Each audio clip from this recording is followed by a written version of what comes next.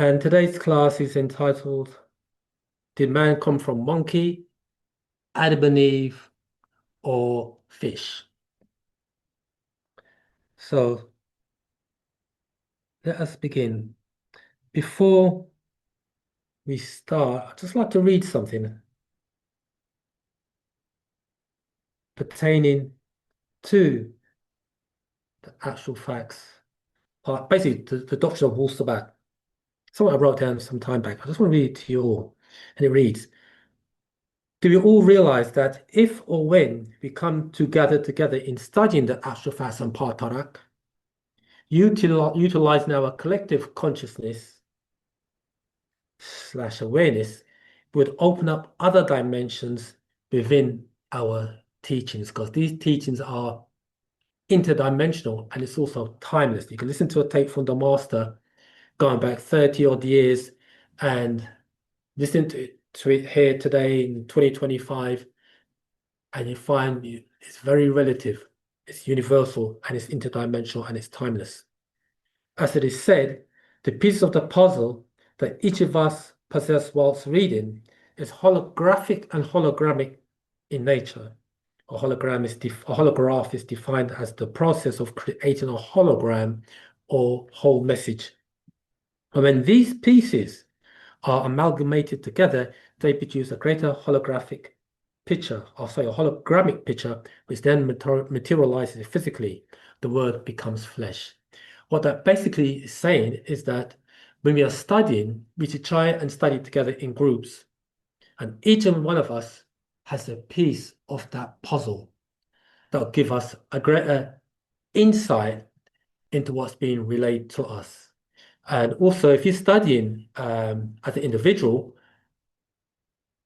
always get a dictionary, what they call a definitionary, next to you, so you could be able to break down the words.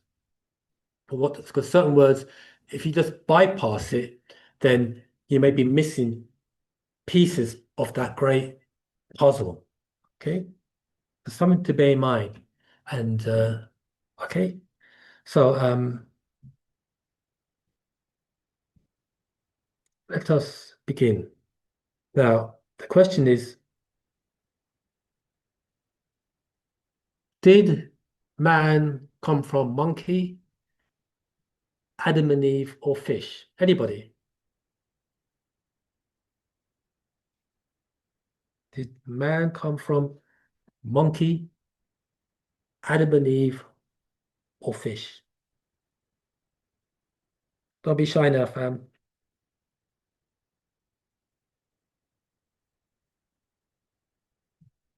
Anyone? Do we come from Fish. monkey? Which way you come from fish? Yes. We came from fish. Do you want to elaborate a bit more? According to Dr. York, fish, the I'm having trouble because it's hard for me to speak. So it's hard for me. Sorry. So you said that we came from fish. Yes. They do say that this is a water planet. Yes. And that they do say that this is a water planet, and they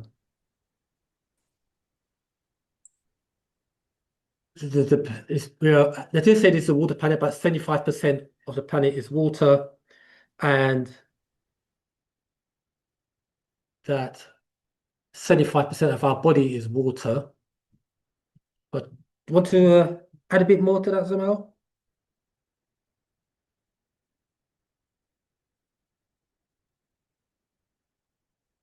Let's give you little jewels there. Anybody else? Do we come from fish? Do we come from Adam and Eve? Or do From we the come from dolphins. What was that? Where did we come from? The dolphins We come germinate from at the the waters. dolphins. Do you want to, why'd you say dolphins? Um, because wasn't it through what was it called now? Is it parthenogenesis or something like that, where the DNA was inside the dolphins and they germinated the waters, and then we came from the waters. Yeah. Oh, the term you used there, parthenogenesis, that parthenogenesis, uh, that term parthenogenesis basically means that the ability to reproduce, or for a feminine, a female, to be able to reproduce without the aid of a male. That's the term parthenogenesis. Oh, that was the wrong term. There's a Because name for it with the dolphins. it came from the dolphins. Do you know what the word dolphin means? No, I don't. Do quickly go on Google and say, what does the word dolphin mean? Let's have a look.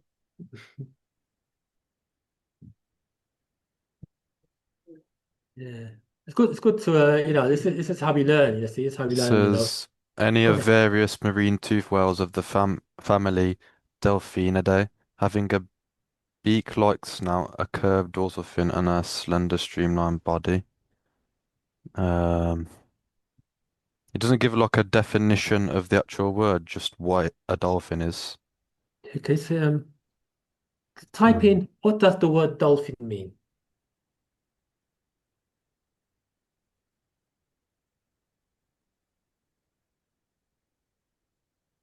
We're walking you through a journey here, Zamal.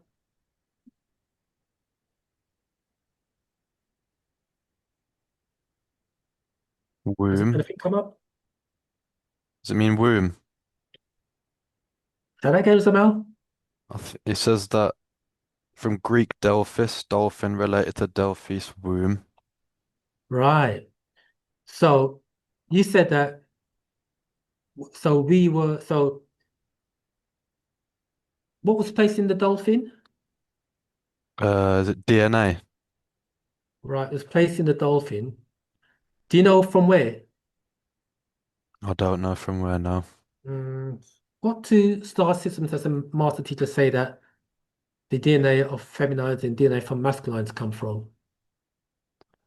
Um, You're doing well so far, Zamal. Let's give you some let's give you some confidence there. You're doing very well. would it be Orion? What's the other one? Um, Sirius. Well done. Which gender comes from which star system? Which gender comes from Cyrus?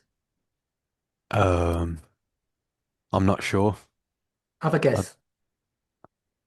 I want to say masculine. Mm. Um, Try the other star system. Oh, so that's Orion. Masculine's Orion, feminine, Sirius. Different. Correct. You're doing very well. Okay, so the DNA of the feminine and it was from Cyrus was transplanted into the dolphin, and the dolphin was then transported to where? Earth, Right, the waters of the earth. And the same for the masculine DNA was transplanted from Orion, into the dolphin too. the waters of the earth. Fantastic. You're doing very well. Puts like you're ticking all the boxes. So, so have confidence in yourself about believe in yourself. You're doing very well. Doing very well. Right. Then, but you're doing very well. Let me just read something from there is a children's book. It's called Our Origin, narrated by Parnabab Yananan. I don't know if you see that. Can you see that? And it's a children's book. And let's hear what it says here.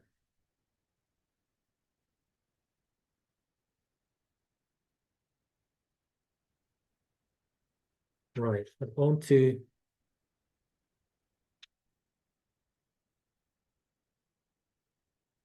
right. It reads, O Musbatu Sabians, Munwapo, Nawapians, of the Munbat, of the Munbatu Tash Tasha'ub, Nubian nation.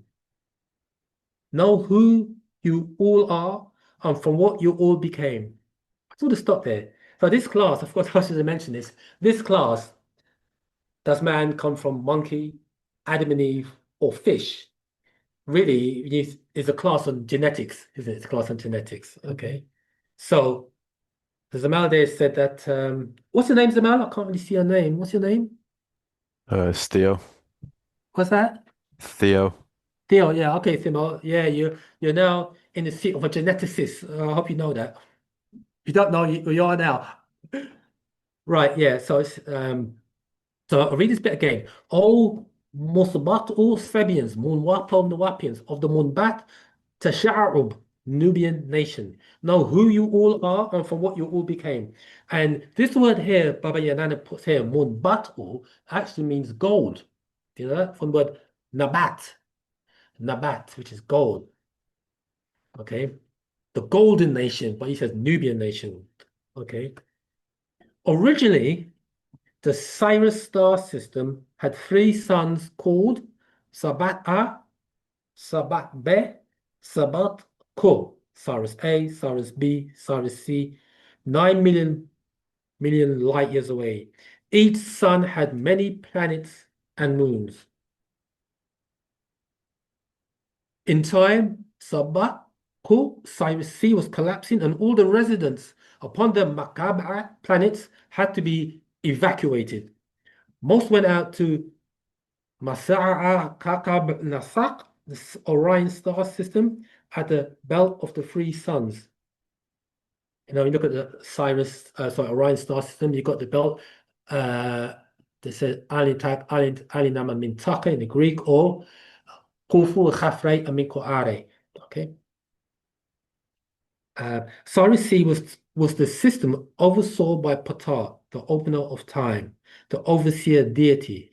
He transported your all seed to the central sun of Orion's belt, called Alilam, dwelling inside Orion for many millenniums or thousands of years. Planet Tiamat, now called Earth, was once twice the size of its original size, known as the abode of the Furies, Shaggies, or giant simians. I just want to jump forward here and read the whole book.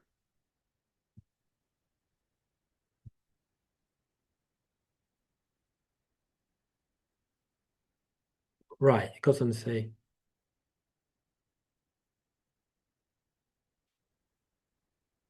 right, it goes on to say, in time, planet Tiamat was transformed by the overseer Asar, also known as Osiris, son of Sabab, Geb, and Not.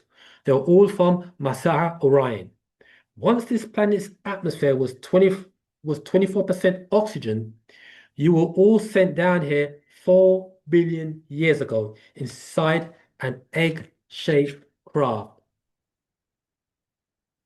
You all sailed down from Cyrus Sea by way of Orion upon a Kashath rainbow, sent down by way of Ptah's prokaryotic cells, single-cell organisms, XX and XY, who divided and multiplied, becoming pairs, splashing and entering the deep and Mayat waters. Hear this now. This egg shape was crafted inside a Qarash dolphin as a cell and entered the water. That cell we now know as the DNA.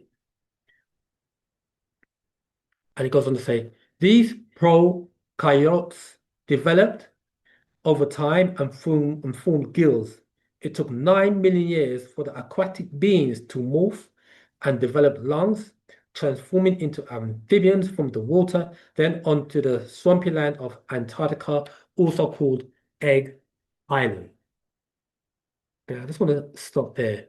So, Theo, when you said that it came by way of fish, or from, you said that the waters, you're 100% correct. But there's also more to that build as well.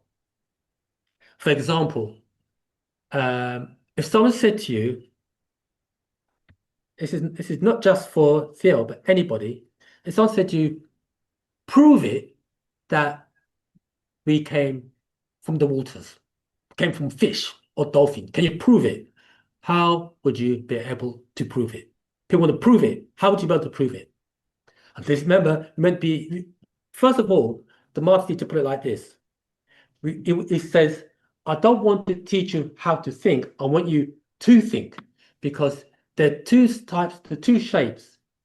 And we have thinking, which is square, and we have circle, which is reasoning. So what we should do, we should try and reason things out. So if someone said to you, can you prove that we came by way of the waters? Anybody? There must be a connection between water and oxygen. Use mic. Use mic. You've got a victim here. I mean, I just proved my ignorance here. that's later. There must be a connection to water and oxygen. That's right. That's the first thought that came to my mind. Right. When you say a connection, let's build on that. When you say there's a connection between water and oxygen, what is the molecular structure of water? Not H2O, is it? It is. So that's the connection there, isn't it? Because when you say, so water is H2O, and in the word H stands for, Hydrogen, O stands for, oxygen, when you hear the word hydro, what comes to mind? water. Oh, there you go then, isn't it?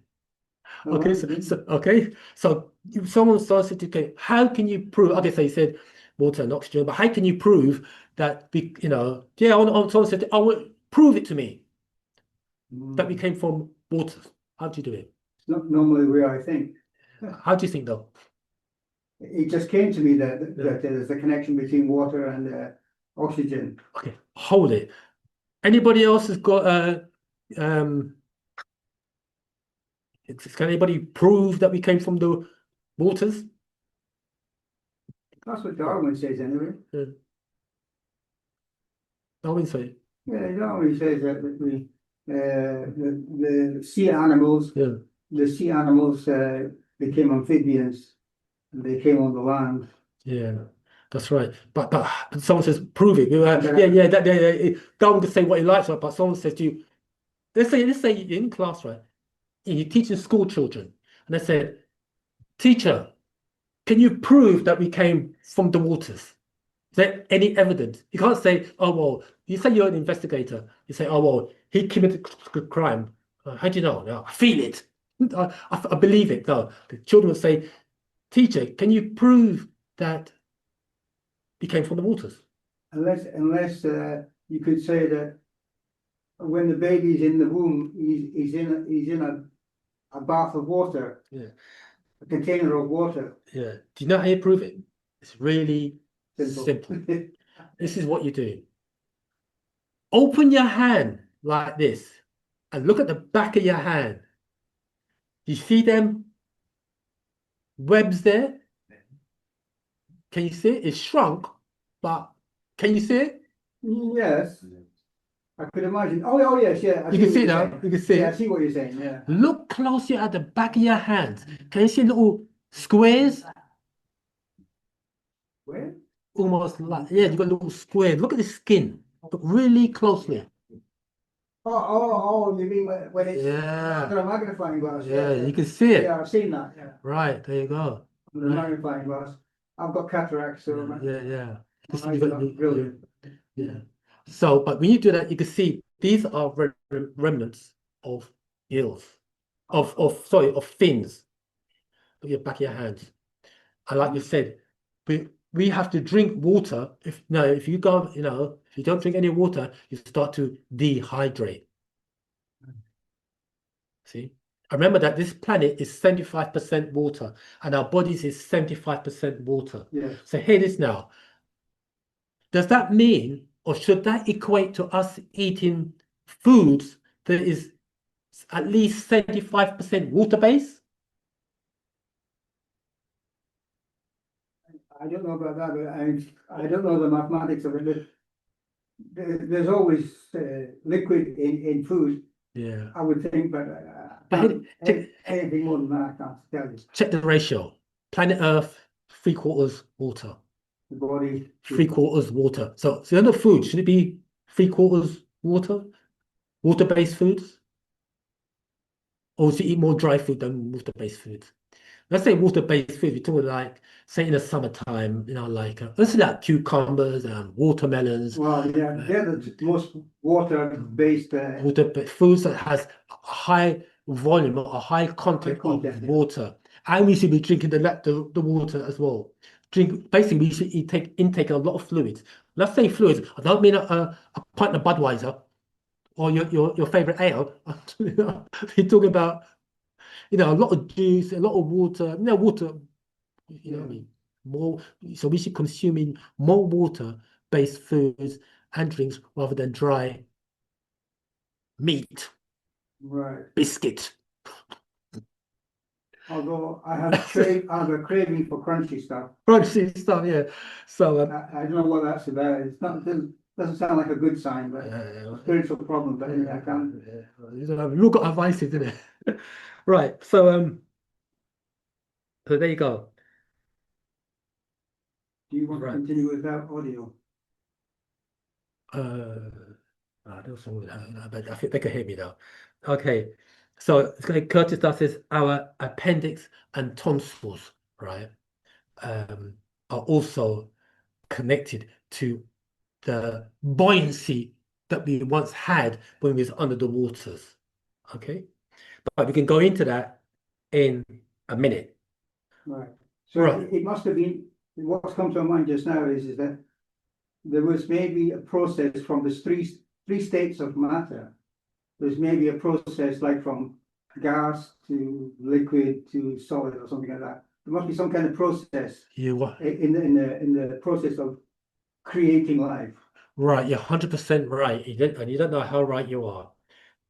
I have to probe you a bit further. You said gas, you said liquid, and you said solid. Yeah, maybe I got it right, the wrong way around or something. Or solid, liquid, and gas. Solid, liquid, and gas. Or gas, liquid, and solid. Yeah. Because everything started in a gaseous form, Yes. then it came into liquid, then solid. Okay. Three states of matter. Well, actually, but there's more states of matter than that. So you're 100% right. That's what I know. Yeah, there are more states of matter. Yeah. So you're 100% right.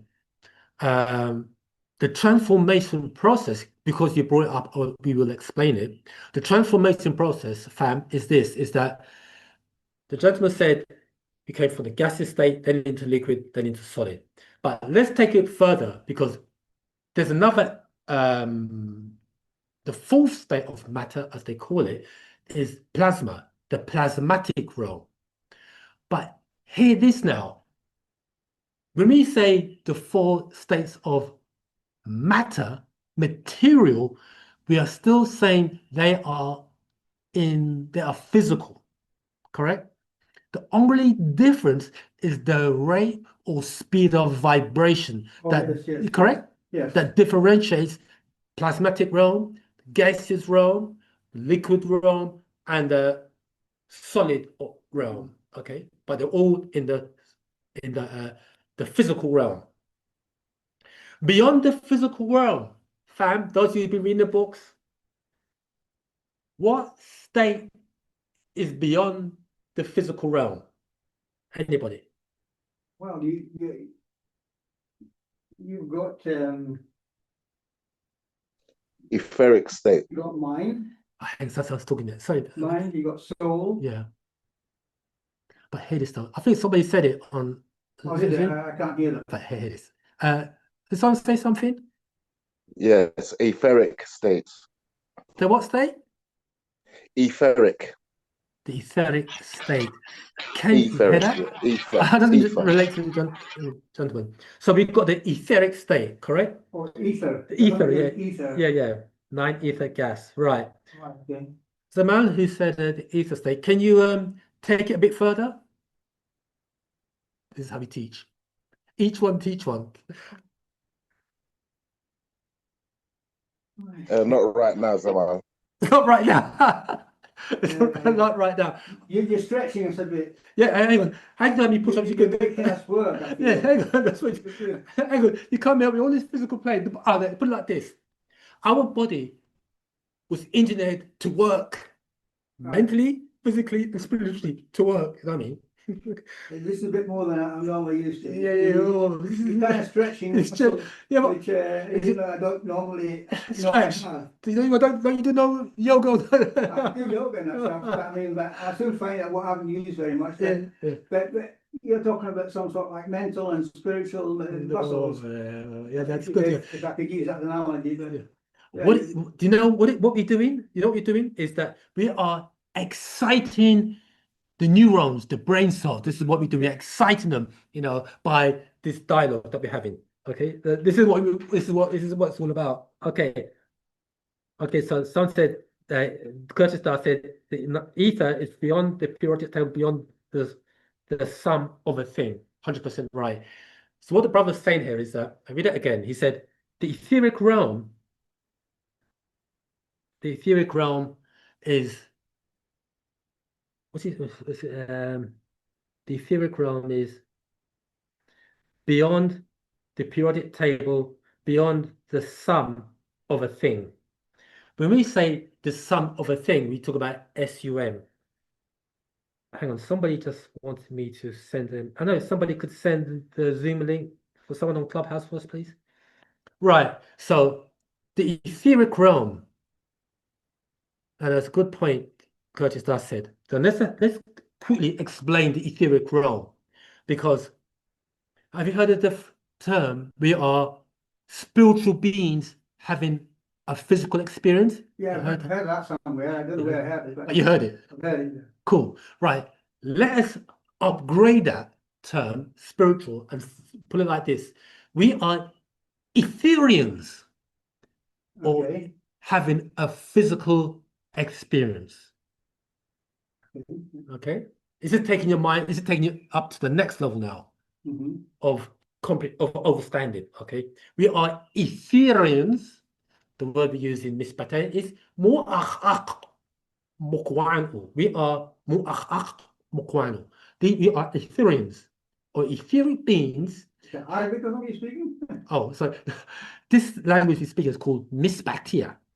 This is what the master teacher, because wu-sabat is the culture, and let's quickly say wu-sabat is the culture, and the language is called Mispatia, and the people are called Musabat or Sabians.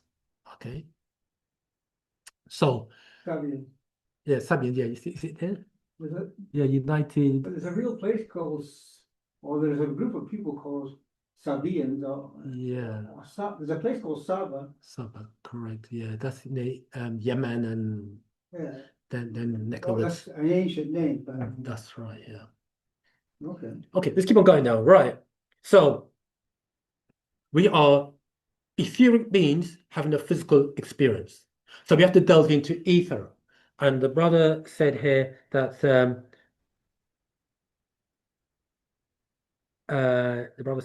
Curtis Doss said that we are nine ether. Use the term nine ether. So we have nine ether, six ether, nine ether, eight ether, six, seven ether, six ether, going down, down, down. Right. When we say nine ether, somebody says, what do you mean nine ether? Anybody? When we say nine ether, Oh, what do you mean nine I ether? think what I get from last week is Use the mic, because so the listening audience can also hear. Somebody made a reference to the number 9 last week. So for every state of existence, you could divide it into 9s, I suppose. Right. But other than that, I couldn't sort of say what you're talking about. I have no clue what you're talking about. Oh, right. You should ask him what you're talking about. Right, yeah, okay, right. Right. When we say nine ether, what we're saying, nine ether is a combination of all existing chemicals, gases, elements, and formulas of natural nature. Nothing is more powerful than all existing gases, all existing 9 ether. Then you have 8 ether, 7 ether, 6 ether, 5 ether, and the lower the etheric composition, the lesser its potency. You get that? Yeah. Right. So now, for the last 6,000 years, this planet Earth has been under dominion of 6 and 5 etheric beings in physical form. And they are gravitating towards what's referred to as the death ether or ghost, we call it ghost ether. It has zero ether. Or let's stop there. The Walking Dead, is it? The Walking Dead. Yeah, The Walking Dead. Now, hear this now. 9 ether is conscious, unconscious gases. Hear that? Conscious, alert and awake, unconscious, the ability to differentiate. Yeah, Okay. okay. Okay, so 9 ether is conscious, unconscious gases. This means that it has, hear this word, outintelligence. Intelligence is imbued with outintelligence. Okay. You ever heard that before? No, no. Oh. Sorry. Okay. When we say outintelligence in wu-sabat, what we mean is it has outformation beyond this 3-dimensional plane. Okay, beyond the Yeah. dimensional. So we're throwing in new words and terminologies. This is what it's about in uplifting our intellect / outellect to levels and high levels, so that everyone could have hear this word, overstanding as opposed to an understanding. And when we say overstanding, we mean you're standing looking down as opposed to having an understanding. You're standing looking up. It's way above your head. Yes. Yeah, and that's understanding. This is overstanding. Yeah, because I've heard people say you can have an right. I heard people say if you understand something a little bit more deeply, you understand the underlying principles. Yeah, So that now you're saying something else, overstanding. yeah. You have an overstanding over all things, not under nothing. You're over it. Yeah. Okay, you're looking from above. You're saying looking from above down, downwards. as opposed to looking up. You know what I mean? Oh yeah, Yeah. that's a different perspective, isn't it? Yeah. When the people went to space, they had a certain view of the world which they never had before. Yeah. You might call that an over perception or view of the world. Would you? Not quite. Is it not quite the same meaning? Is it? Not really. No. Yeah. So we would say When they saw a world, it's Yeah. like when you're standing on there and you're looking up, you see a limited view of the world. Yeah. But when you're in a spaceship looking down at the earth, you're seeing the curvature and I hear what you say. So yes, that same analogy can still apply to that, what you're saying, because now you have an understanding or greater perspective of the planet. yes. Yeah, so you're 100% right. You know, looking down, because you have a greater understanding or a greater perception and perspective of the planet. Yes. Okay. You're 100% right. Yeah. Oh, Different okay. analogy. So we're getting there. Yeah. Okay. Okay, let's continue. So we talked about, that's it. So we talked about ether. We said 9 ether is a combination of all existing chemicals, gases, formulas, and elements of natural nature. It is conscious and conscious gases, meaning it has intellect. Okay. And these 9 etheric forces can materialize into physical form. Okay. So you also got, I said, 8 ether, 7 ether, 6 ether, 5 ether, you even have ghost ether. These beings, anything less than 9 ether is of a lesser composition than 9 ether. And because they are of a lesser composition, that means then that their their effect would be different, for lack of a better word. The results of what they produce would be different. It would be of that high potency. So, what about the people who built the pyramids? What level are they at? Oh, right, yeah. The people who built the pyramids, they were 9 ether beings. They've got to be something special, I think. Yeah. So in terms of race, the 9 ether beings would be what we call Nagara Nadu, Negroids or Africans. The word we use for Africans is Afaf Re Ka'u. Afaf Re Ka'u in Mispatia. Oh, there's car in there. Yeah. Oh, I like that. Okay, cool. But when we say Afaf, those Afaf Re Ka'u, Afaf, those who are Re, etheric, Ka'a, spirit. Those who are of the spirit of Re or the sun. Ray of the sun. Yeah, Yeah. so Afaf Reka is another word for how we would say Africans. Okay, Right. so the Africans are 9 etheric beings. But what is it? I mean, I'm a bit confused about when people use this word Ray as opposed to Ra. Right, yeah. A symbolic representation of the sun or something. Yeah. But what if that's the Greek rendition of the word Re, or more correctly, Reye? That's how we pronounce it, Reye, and Not Ra. not Ra. The proper tones, frequencies, and vibration will be Reye. Ra'e. Oh, Reye, yeah. the tones. Yeah, I'm the getting, tones, Reye. there's even a jazz musician called Sun Ra. Sun Ra, yeah, I heard of him. Yeah, Sun Ra, Yeah, yeah. So Brilliant guy. yeah. So He was a brilliant guy. so when you say Ra or Re or Reye, what you're talking about is the sun.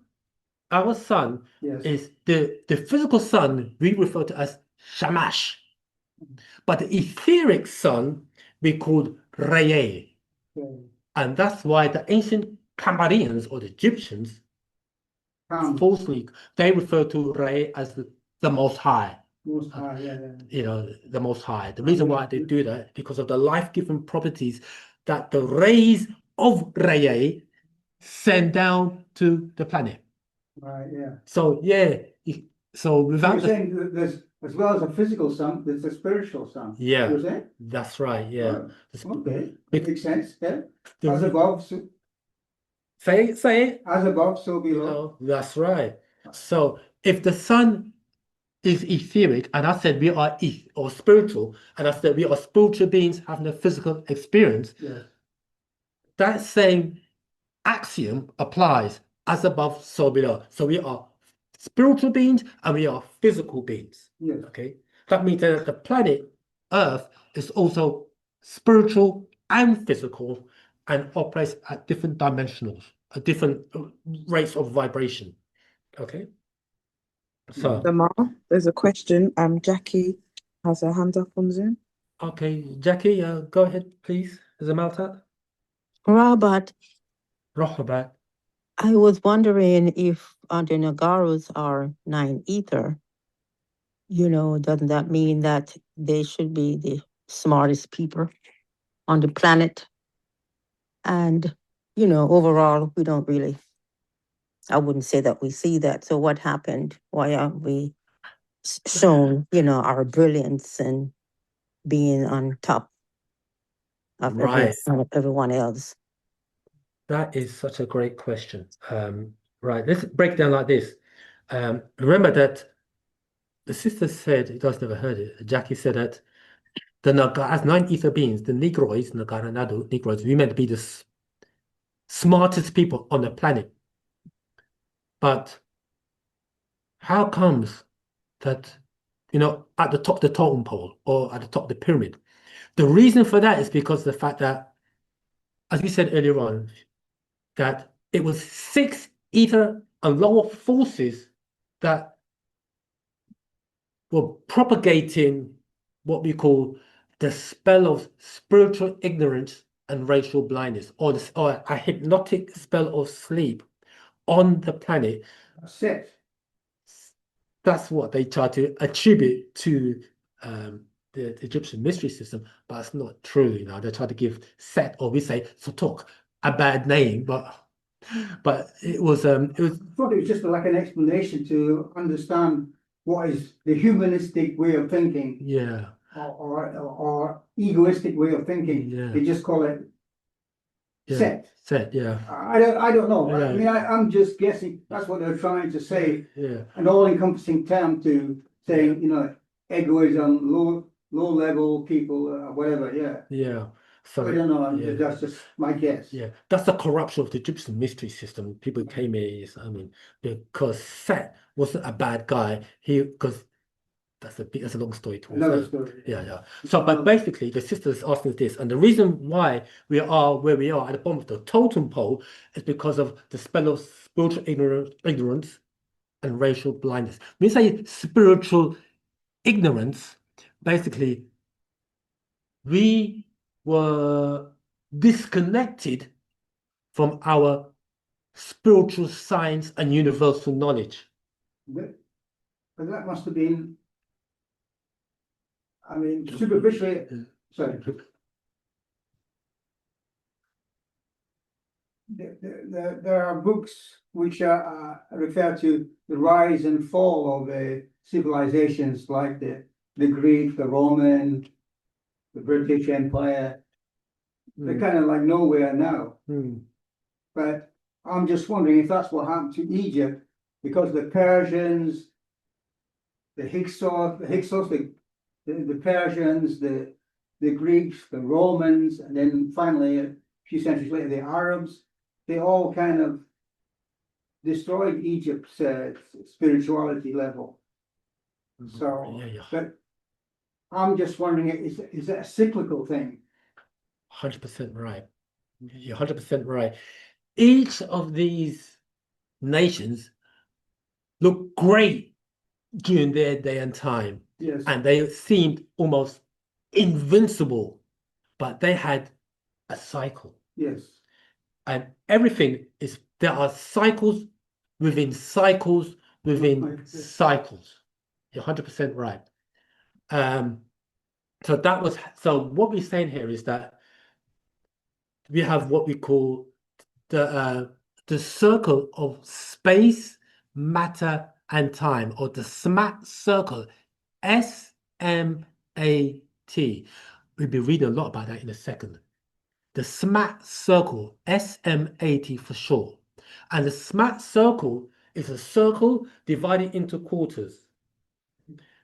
So you've got north, south, east, and west. From south to east is called the revolutionary cycle. From east to north is called the origination cycle. From north to west is called the de-origination cycle. And from west to south is called the evolutionary cycle. Okay. Each quarter lasts about between 17,500,000 years to 500 years to 19 million years each quarter, right? Now, so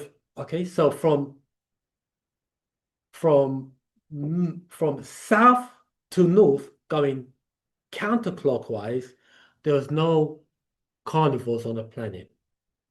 There's no carnivals? Yeah, carnivores. Oh, carnivores. Not carnivores. Carnivals. No, carnivores. Oh, yeah, Meat eaters, meat-eating animals, predators. yeah. There was Yeah, none. so I just misunderstood. Yeah, The word. Yeah. The carnival? Yeah. Then from west to south during the evolutionary cycle is when the carnivores came into being. Right. Okay. And the killers and the murderers, etc., okay, came into being. Okay. So this is called a SMAT circle. And one complete cycle is approximately 72 million years. Get that? Now, there are cycles within cycles within cycles. We also have what's referred to as the 24,000 year cycle as well. Oh yeah, the leader, he said every 24 million years there's 24 something. A teacher comes. Yeah. every 24,000 That's a new spiritual leader comes or something like that, yeah, right. Yeah. So for one reason or another, because it might be a new cycle or something. that's right. Right now, the leader, but we call him the master. Teacher, if you Yeah, we like. call him the master, galactical master teacher, a spiritual master, which is we say Parnababiananan in the personage of Dr. Malachi Z.K. York. He is the master teacher. He has many titles, such as Amun, Nabab, Raye, Pata. And he is here to renew our story, Ah, right? So he's here to set the record straight. The word Amun, you write that down? Amun, yes. Amun. A-M-U-N. Yeah. Amun, Nabab, N-A. So write that down. Amun. They Amun, put yes. dash Nabab, N-A-B-A-B. Okay. Nabab, Rayay, R-A-Y-A-Y. A-Y. R-A-Y-A. What? Another Y. Double A. I'm just helping the brother out. Double A, K-H, A-K-H. K-H, sorry. Double A, K-H, A-K-H. K-H. Oh my goodness. Dash again and Pata. Oh, Pata, okay. P-T-A-H. P-A-T-H, yes. Right. Pata, yeah. Yeah, okay. And that whole word translates as the hidden Amun Nabab, the hidden master, the etheric Amun Nabab, Rey is etheric sun, Pata, opener. This okay, so that's what it translates to. The hidden master, Amun Nabab Rey, it is sun, is ether, opener, Pata means the opener, or the opener of time. Opener of the way, yeah. Of the way, yeah. Just like in the Quran, they got a surah called, or a chapter called Surah Al-Fatiha. And so you can see the link there. Okay, so now the master teacher for this day and time is Parnababian, and then incarnated in the body of His Excellency Dr. Malachi Z.K. York is here to set the record straight. Now, going back to the sister's question now, I haven't forgotten, Jackie. I just went on a slight journey, right? So why is it then that what has happened to us that we lost our greatness? And what has happened to us is that it's the spell of sleep, spiritual ignorance, and racial blindness. And we say spiritual ignorance, meaning that we lost knowledge of our own divine spirituality or our own divine nature, and which is wu-sabat or wu-nawab. And we say racial blindness. The racial blindness kind of infers that we're all the same under the sun. You know what I mean? There's no difference between black, white, yellow, green, or blue, or even extraterrestrial. We're all the same. But when you go into genetics, you find there's a differentiation between all races. You got those who are first and those who are last. Okay. Would you say that the relationship between Africans and other people, shall I say, is like parents and children? No, the reason we say no is because the child has attributes of the parents. Yes. But it's like chalk and cheese. That's the difference. I know there's a big difference. Yeah. Well, it shows itself in America through Yeah. athletics Yeah. and through the creativity of the music, and the complexity of the music. So, yeah. so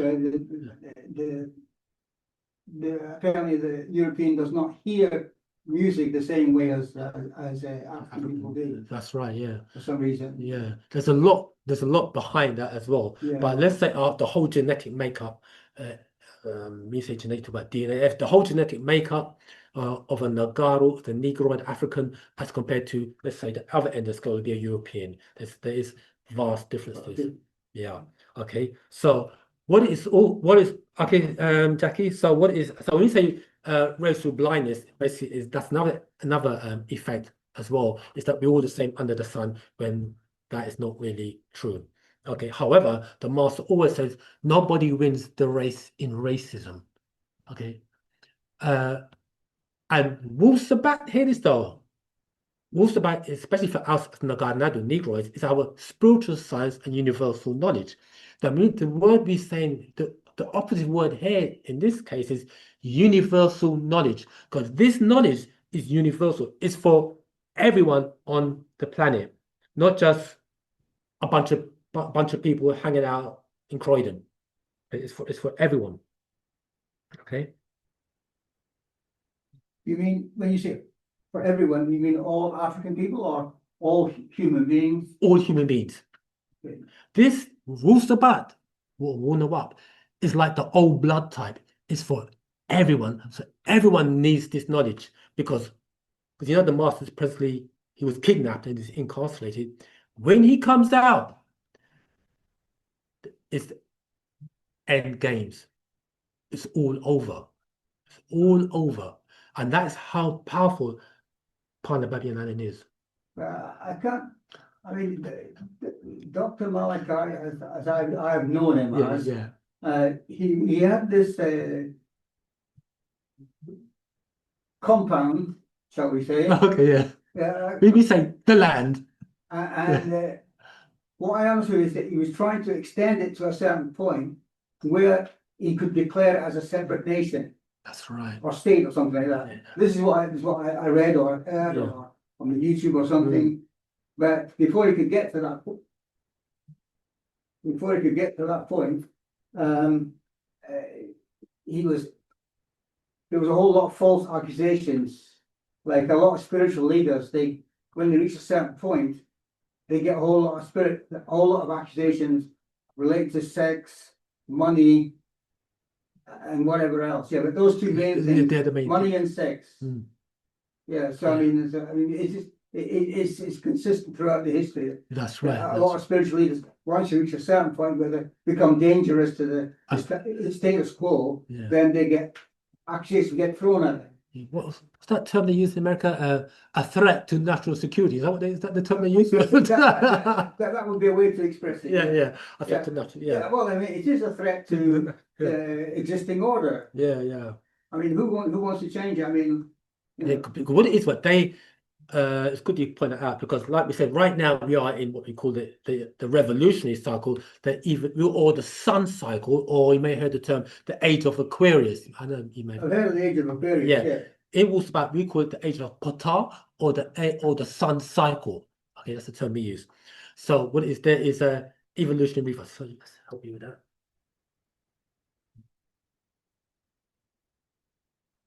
Yeah, so right now we are in what we refer to as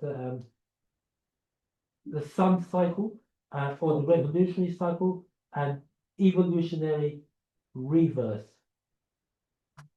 So get this on there. Oh, I found some. Get this on. The sun and Ptah cycle. Yeah, cycle of Ptah. Right. Is this what I understood? Ptah, is that part of the Kemetic hierarchy or pantheon? I don't know, the word pantheon. That's a bit dangerous. Yeah, so he's part of the deities, the ancient Egyptian deities. Yeah.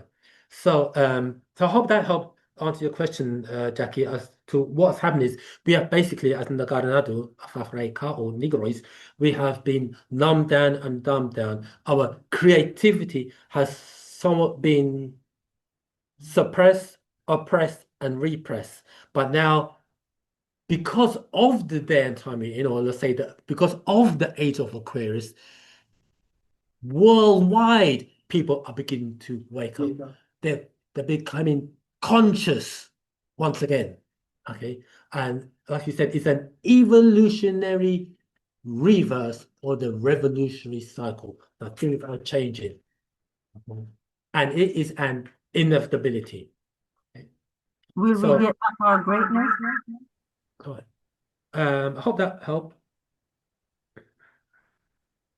Well, I just want to quickly read something, again, pertaining to us coming from the dolphins. I think it's gone back to Theo's question. And this comes from the Black Book, page 309, verse 134. And it reads, question. So this Atum was the son of Nun,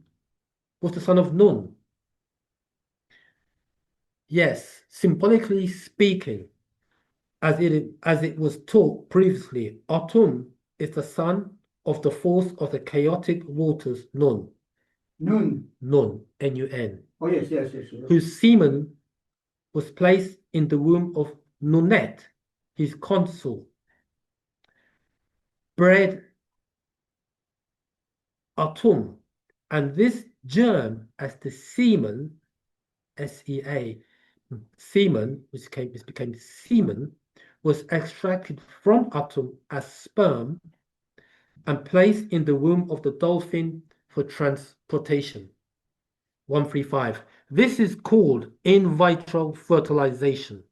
The word womb is dolphin, from the Middle English, from Old French dolphin, blend of dolphin, and Old Provençal delphin, both from medieval Latin delphinus, from Latin delphinus, from Greek delphus, meaning womb, from its shape. Scientists today have just discovered that the human genes is closer to dolphins than any land animals. It's got here, taken from Discovery Channel Online. It reads, for many years, marine biologists have told us that dolphins share many traits with humans, including intelligence and friendliness. And let's stop there, because you know a dolphin has 100% usage of its brain. Yeah, do you know that? And it could, let's say, one portion of its brain could be asleep while the other portion is active. Really? Yeah, dolphin. Yeah. Oh, wow. I mean, okay, Well, I mean, okay. I understood that from neuroscience that while we're asleep, there's still a lot of stuff going on, controlled by the brain. That all the physiological stuff is working while we're asleep. Yeah, So part of the brain, that part of the brain which deals with physiology is working, I guess, but while we're sleeping, yeah, and our conscious mind is somewhere else. yeah.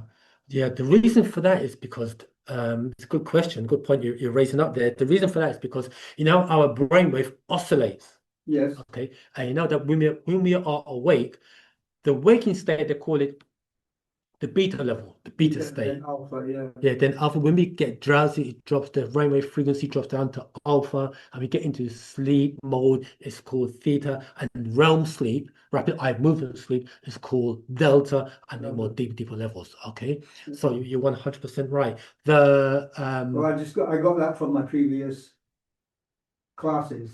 Yeah. I used to attend classes with the Solar Set Society, yeah, okay, yeah, and he's written a book about ancient Egypt connected to neurology. yeah. Neurology, no? Yeah, Yeah. working on the brain anyway, and he said brain states, yeah. Yeah. So, Sorry, let's get this up. I don't know what's going on with me today. Yeah, so you're 100% right. Well, don't blame me. It's I got that from somebody else Yeah. who worked it out. Yeah, what we call it the neuroscience of wu-sabat. Right, everyone can hear you. Hold on. You've got an awful lot of new terminology, Yeah. but Yeah, I think it's smart. It's off, you know. Anyway, I put it on. Yeah, so it's called they call it neurology, but we call it the neuroscience of wu-sabat. So when we go to sleep, the what do they call it? The the the brain is still in an active state. Yes. It's, and during that active state, during that state when we're sleeping, we are traveling interdimensionally. People don't realize that we're I traveling. get that, but I Yeah. never quite really realistically understood it. Yeah, because when we're dreaming, right, what can't you do in your dreams? We are limited when we wake up. But what we should be doing though is before we go to sleep, programming ourselves so that when we sleep, we are receiving impressions from that state, let's say, for lack of a better word, the dream state or the sleeping state to help us during the waking state. Mhm. Okay. One good exercise to do is to drink a glass of water before you go to sleep. Because when Yeah. you wait saying this by 3 o'clock, I wake up when I run to the toilet, isn't it? I spend a lot of time in the bathroom put it Oh, that way, during the night. Yeah. Okay. I So was thinking of moving my bed in there. the but- bathroom, right? Yeah. So what the reason for that is that water, again, we said earlier on that water. Hey, what's this got to do with this man come from apes? But anyway, this man come from monkey. Well, anyway, we talk about it, so let's continue. So basically, water is a transceiver, meaning it receives and it transmits. Okay, it's frequencies. So we can program the water and receive information from the water.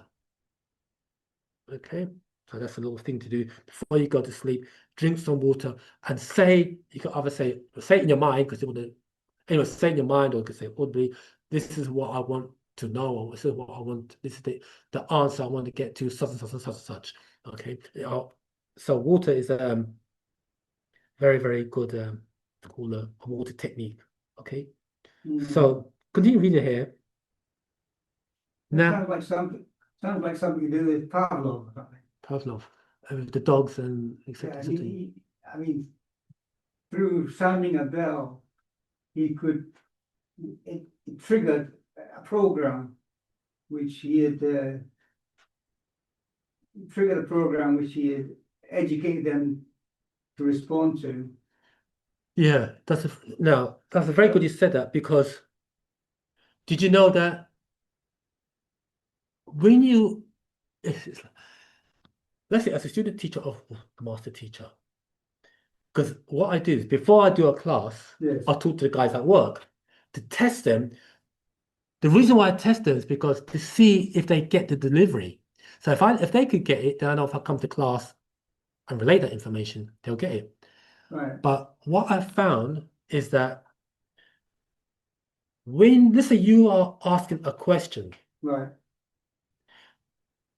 it triggers something in my mind, Right. and I'm able to translate or give you the answer. Mhm. But what I'm finding out now Mm. is that when I question people, or when people are asking a question, in their question that they are asking Mhm. is the answer. Right. Do you get me? But they just need to realize that, do you know that, in your question is the answer that you are asking, the answer for. So yeah, so yeah, so yeah. Yeah. Okay, Curtis Dar says Bible back, Jamal. You've got Theo's had his hand up for a very long time. oh, sorry. And there are some questions in the chat as well after you deal with Clubhouse. Oh, sorry Okay. about that. I can't see it, Theo. Okay, Theo, go ahead. If anyone's got any questions, just holler. I did have a question, but I did want to also add on to about dolphins when we were talking about. Isn't there also a thing where people were giving birth in around dolphins? It's supposed to help the birthing process and apparently like increase intelligence of the child or something. But they Uh, banned it in certain countries. I've got no information on that, Zamal, so sorry about that. No, that's all right. Okay. But I did want to ask as well, my question was, what does Afaf Reye Carmine again. I All didn't right, get the yeah. different. Afaf re ka. Afaf of Afaf of re sun re ka spirit. Those who are of the spirit of the sun. Okay, Afaf re ka. That's the people, and the country will be called, or say, Afaf re ka is the country. Afaf re ka will be the people, Africans. Okay. So what Afaf Raika, those who are of the spirit of the sun. Okay, let's put it like that. Those who are of the spirit of the sun. Or Uh, what about people of the sun? Yeah, or people of the sun. Yeah, people of the sun. Or those who But are of the Africa yeah. itself means to divide, doesn't it? The actual name. Yeah. That is an Arabic term coming from the word faraka, which means to divide or separate. Ifriqiya, that's the Arabic term. Ifriqiya, from the word faraka, this means to divide or separate, yeah, or fracture. You can hear the word Africa, a fracture, yeah, yeah. So what the master done is he's reversed it. I said, nah, Africa, oh, those of you who are of the spirit of the sun. Hmm. Okay, so hope that helps, Amel. So So Daxama. why is it that why is it that some people are meeting people like you like people from your organization? What's going on with that? Why are we meeting people? Yeah, it's called by way of divine intervention. That's what has happened. What's happened, you know. Um, it's like when I speak to people at work, it could be that their higher self or their ancestors, I have information or we have information that has to be transmitted to the world, Right to the world, yeah. to the world. And it's just that is how the higher beings work. Yeah? So it's information. So it's not luck. That is how it is. It's to Mhm. be transmitted to the world, not just a bunch of people hanging out at the street corner. This is globally, universally. This is what people need to help this world, this planet. Okay. Um, um, anybody else? Anybody else on the Zoom?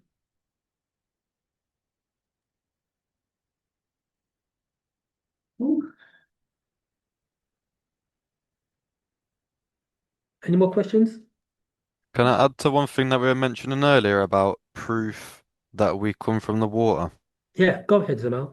Which was, I think I heard in a previous lesson that we actually breathe water. The atmosphere itself Yeah, is like more yeah, water. 100% right. You see, what it is that the air is imbued with water, but it's just that we're not under massive amount of water, so we're still breathing in the oxygen and other elements within the atmosphere. So we're still in a water state. It's only in what do you call it, gaseous form or vapor.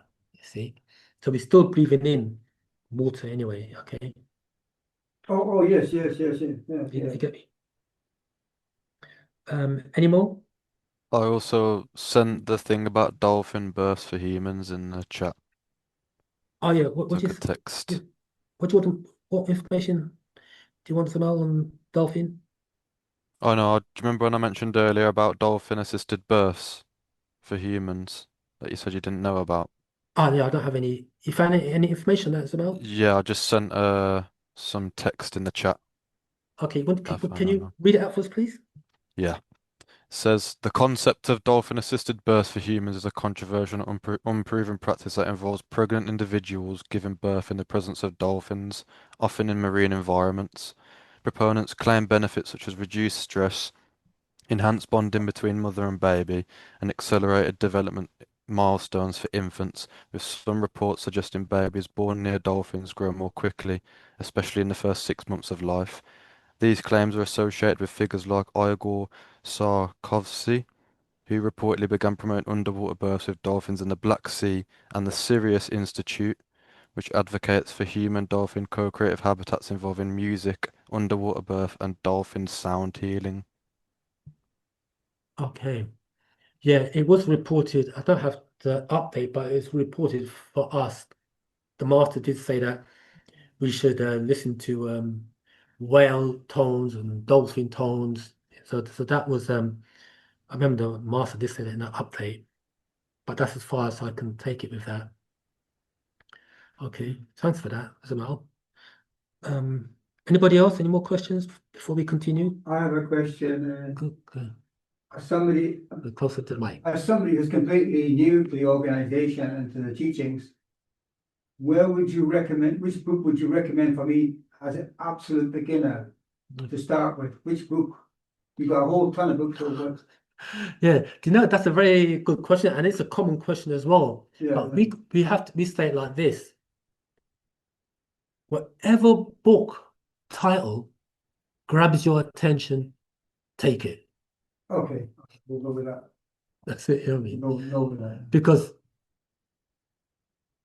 all these books have an etheric thread.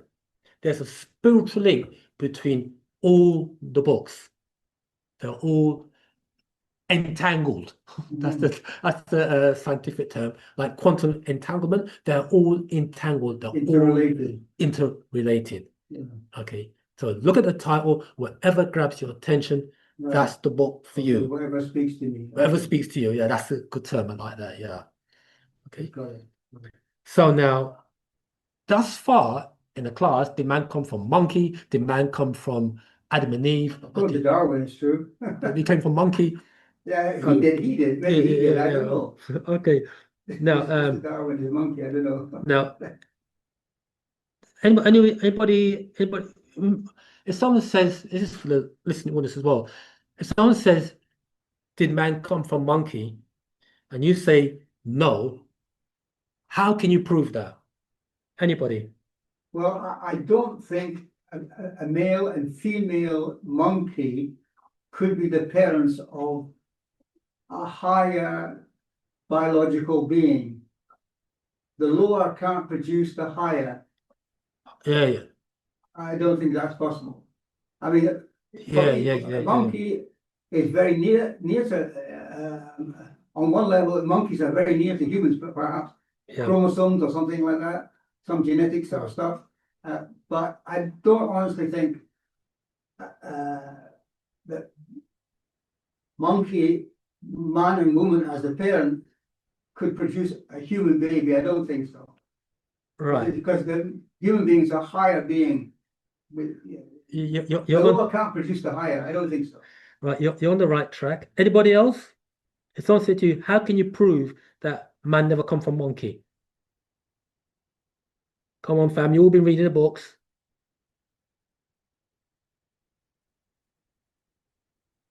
So a child says, Mum or Dad, is it true that we came from monkey? And you say, no, we never come from monkey. And the child says, how is that?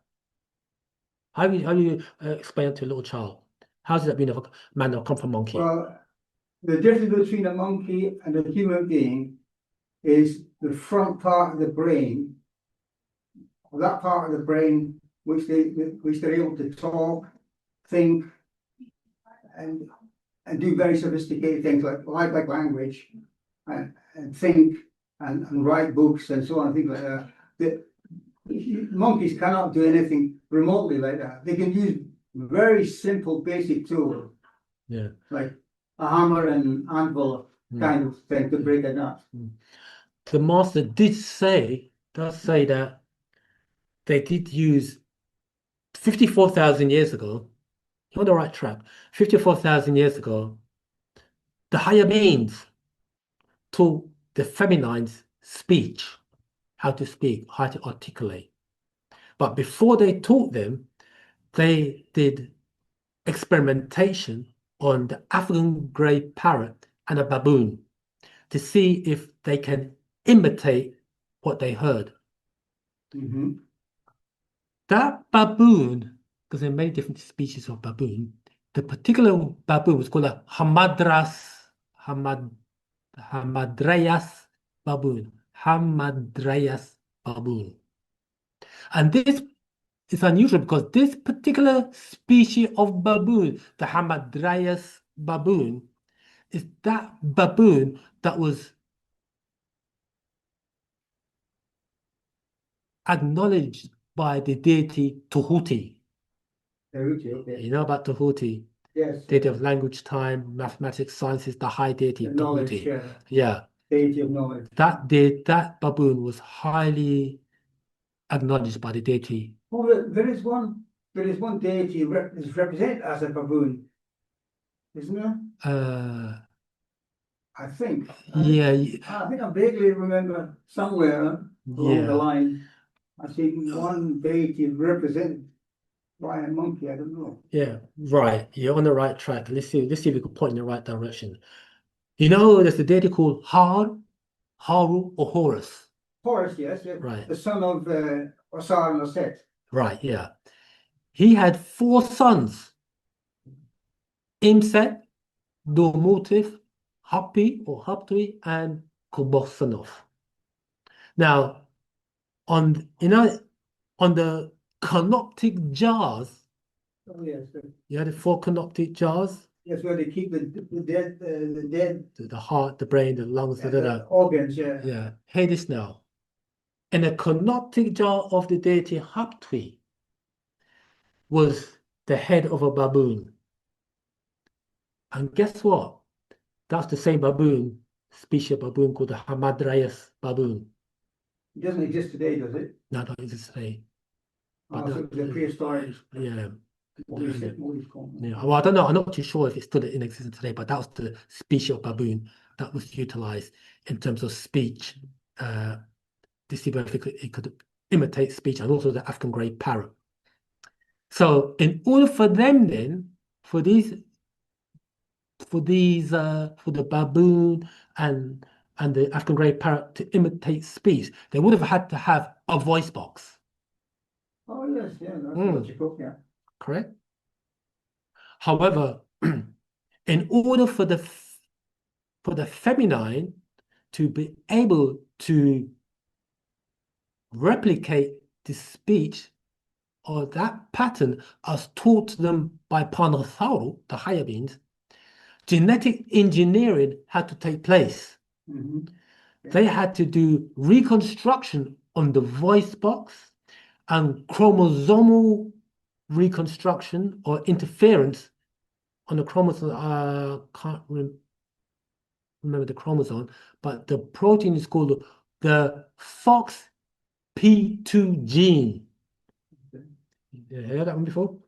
No. I mean, science, genetic science or physics, it's not my area of understanding, shall I say? Don't worry about it. When you get into wu-sabat, right?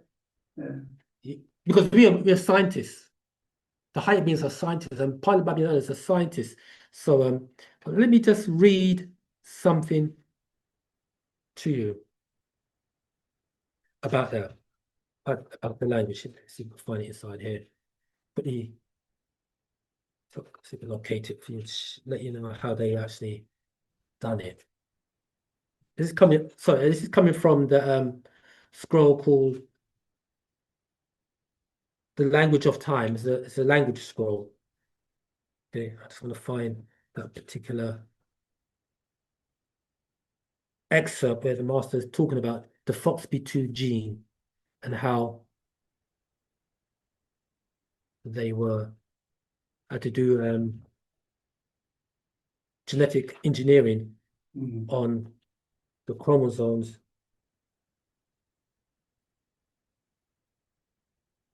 Yeah, but when it comes to monkeys and things like, well, for me anyway, I suspect, or I speculate that all things in the nature are like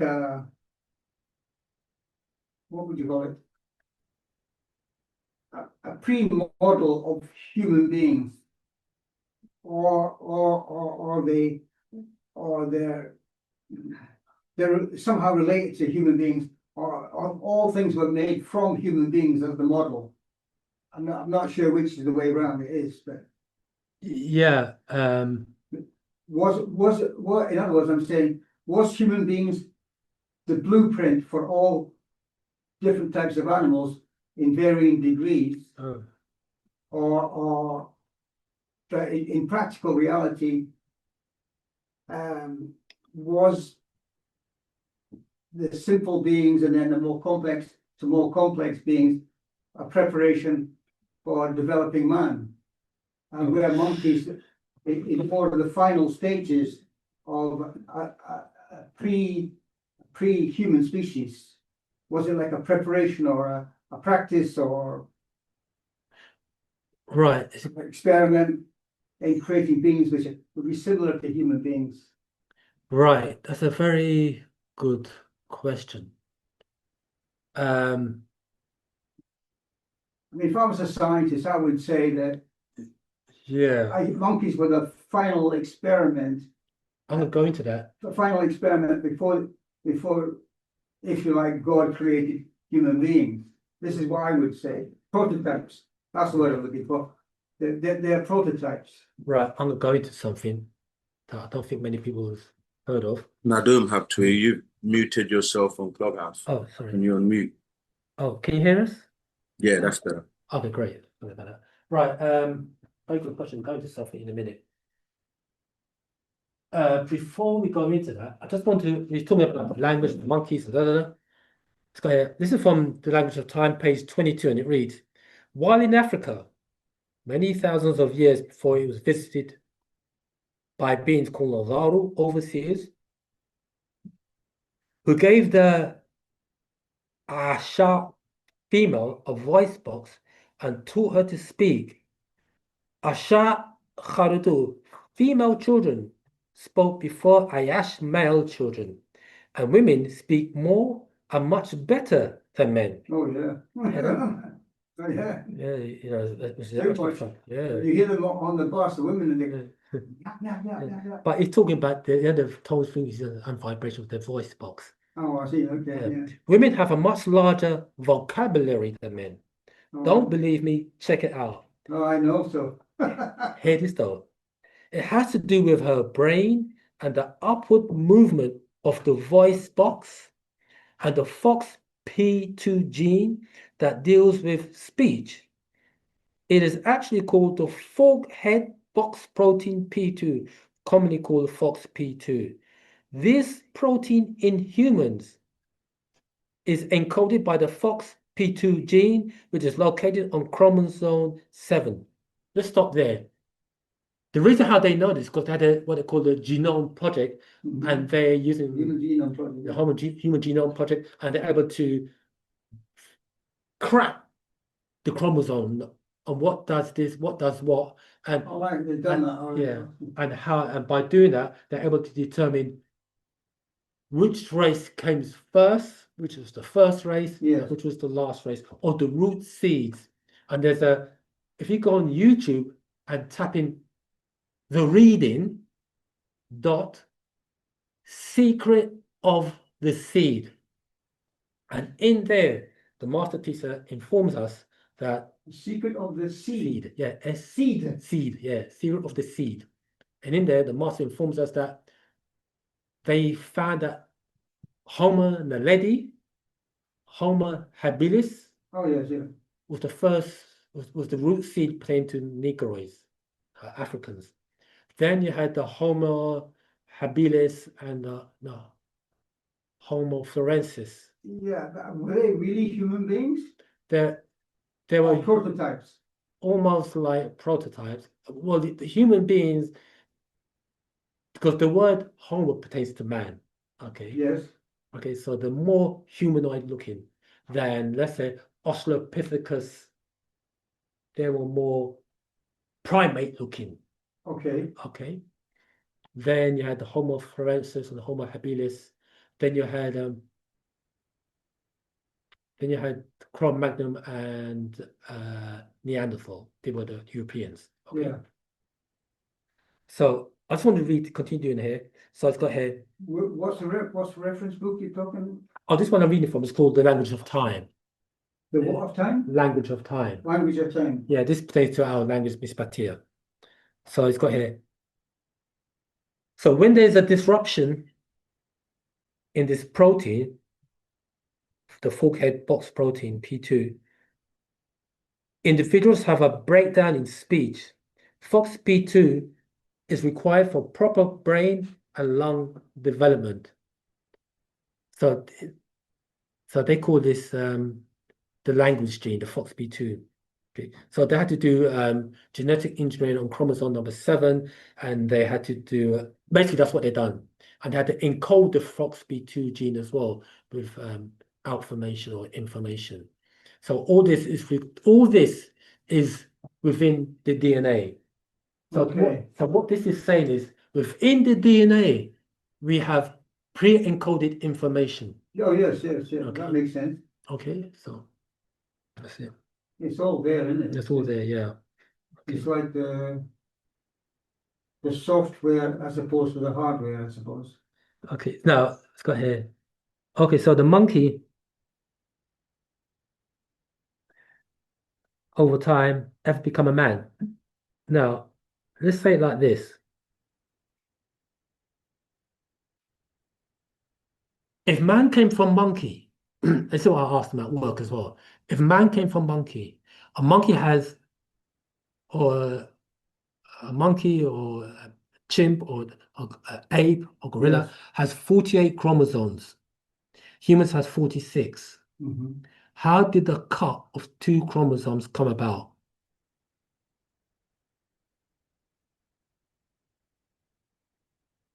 Yeah. How did the chromosomes from 48 come to 46 chromosomes? And if you Google that, you know what they say? It's that they say that it was like a natural fusion that took place. Okay. If it was a natural fusion that took place over time, that means that there's been no apes or gorillas or nothing around. And now, this happened over millions of years. That means right now there's been no gorillas, no apes, no monkeys, because all of them would be human beings. But we still see monkeys, apes, gorillas, and Yeah. orangutan. So what happened then? So there wasn't any evolution then. Couldn't be unless it From was monkeys to humans, wasn't any evolution. unless there was some type of interference took place. Yeah. Was it the mixture of DNA by extraterrestrials? Right. So basically, you talk about geneticists then will have to come in. 100% right. Geneticists would have to come in and do some manipulation, genetic manipulation for that to occur. Now, hear this now. Wu-sabat teaches us that we have wabar, which is hair, and we have farar, which is fur. Wabar is 9 ether hair, which all Africans have, Negroids have. It ranges from 9, 8, and 7. And then all other races have what we call farar, which is fur. So now all animals have fur. So the 9 ether hair or the hair Are you saying texture. fur like hair? Fur, yeah, like fur. We say fur, we talk like the fur you get on a yeah. Like a bear has got Like a bear, lot fur. of hair. Yeah. Fur, It yeah. should be really fur. Hair is like what Negroids have, what black people have, Nagara Africans. That is hair. Hair Nadum, stands I have to, upright. your mic is muted on Clubhouse How again. come it gets Oh, muted? it's okay now. Oh, it's okay now? Okay, It's back. cool. So all races. Talk to someone. I have a bit of a problem when you're using races, yeah. Yeah, because it's not because we have to make a differentiation here. Is that the hair and we have fur. All races except the Nagarado, Negroids have fur. The Negroids are the only ones on this planet that have hair that grows up to up. Right. All other races have fur that It goes down. that goes down. Now, the question I asked, we asked this before, why does the hair of the Nagara Nadu Negroid grows up? Anybody? Because it acts as an antennae. All right. I heard something about it that it makes like a halo of energy around the head of the African person. Mhm. And that's as far as I've got. Right. Here it is. Um, Okay, so why does all other races the hair grows down? Well, if what you're saying is true about the African hair, it connects maybe to heaven, connects to 100%. heaven. Right. So their hair goes downwards towards the earth. So it's the energy level is different. You just answered the question. Yeah. Thank you for that. Well, I'll give you a pat on the back for that. well, no, I mean, I think as you were saying earlier on, we're all encoded. God has encoded. Let me put it in my mind. Yeah. God has encoded all of us with the truth, That's but right. it's just that we are asleep. We're not able to awaken it somehow or other. So So we come here or some other places to waken the that's the right. code up. or That's whatever. right. Extract it out of you. That's business sleep. Yeah. Wake it Yeah. up. You're 100% right. Yeah, I like that. You're right. That's it. It is, The okay. Nagara here is antennas. Have stronger powers, and it's growing up and it's receiving impressions from above. Above, yeah, from above, okay. Yeah. You know what I In mean? simple terms, Yeah, yeah. in simple terms. Yeah, that's it. Yeah. But hear this now.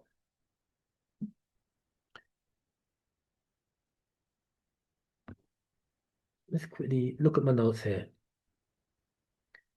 Wu-sabat teaches us that Wabar is 9 ether and Farar is 6 ether, and that 9 ether predates 6 ether. How did this change come about? That is, if you follow the narrative that man come from monkey. How could a lesser composition create a greater composition? How could from 6 ether create a 9 ether being? No, it doesn't work like that. You can say a 9 ether being creates a 6 ether being, Yes. but not the other Yeah, way no, that's the around. That's yeah, like George, is it George? Look, Yeah. Mendel, anyway, Mendel, I forgot his first name. Mendel, Gregor Mendel, yeah. yeah, Gregor Mendel, not George. He said that from dark you can get light, Yeah, but not the other way around. You can't get dark from light. that's right. It's a similar principle to what you're saying, I think. Yeah, unless you switch off the light. Yeah. Yeah. Yeah. Yeah. You're asking me a bit too much. Okay, so sorry about that, mate. You're actually sort of trying to make me think. Okay. And this is not what I'm accustomed to. Okay, so it's good that get you out the comfort zone so you become comfortable. Well, I mean, as a teenager, I used to think that how I gain knowledge was not from books, but it was from thinking about things, and then the answer would come. Yeah.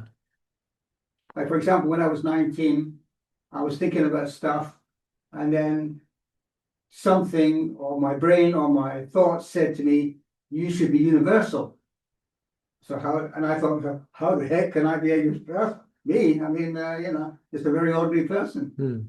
So, but anyway, that was the start of the seed coming into my brain saying, well, I has to be a little bit more than what I am. Yeah, kind of thing. You said something there that As a teenager, that didn't develop much further than that. yeah. But hey, that's it. Do you know that? We are basically ordinary folks, just like you, Yeah, But wu-sabat awakens that which is dormant or latent within inside of you. later, yeah, I get Yeah. that word, yeah. Yeah, that's what it is.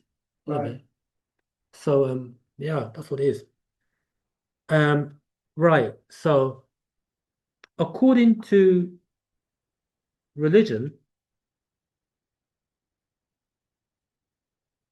they say that man did not come from monkey, Man did not come from fish. He came from Adam and Eve. Is that fact or fiction, Moisar? Did man come from Adam and Eve? Before we I don't answer that question. Any questions thus far on the Zoom? There's some in the chat. Oh, If you want to answer those. go ahead. Anybody, any questions? Go ahead.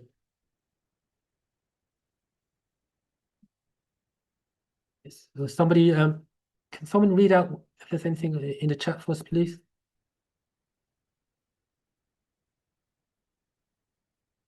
I can read them out if you'd like. Go ahead, Theo. We've got one by Kaiser King Media, which says, "What is the three-eye atlas craft?" We got a lot of questions about it.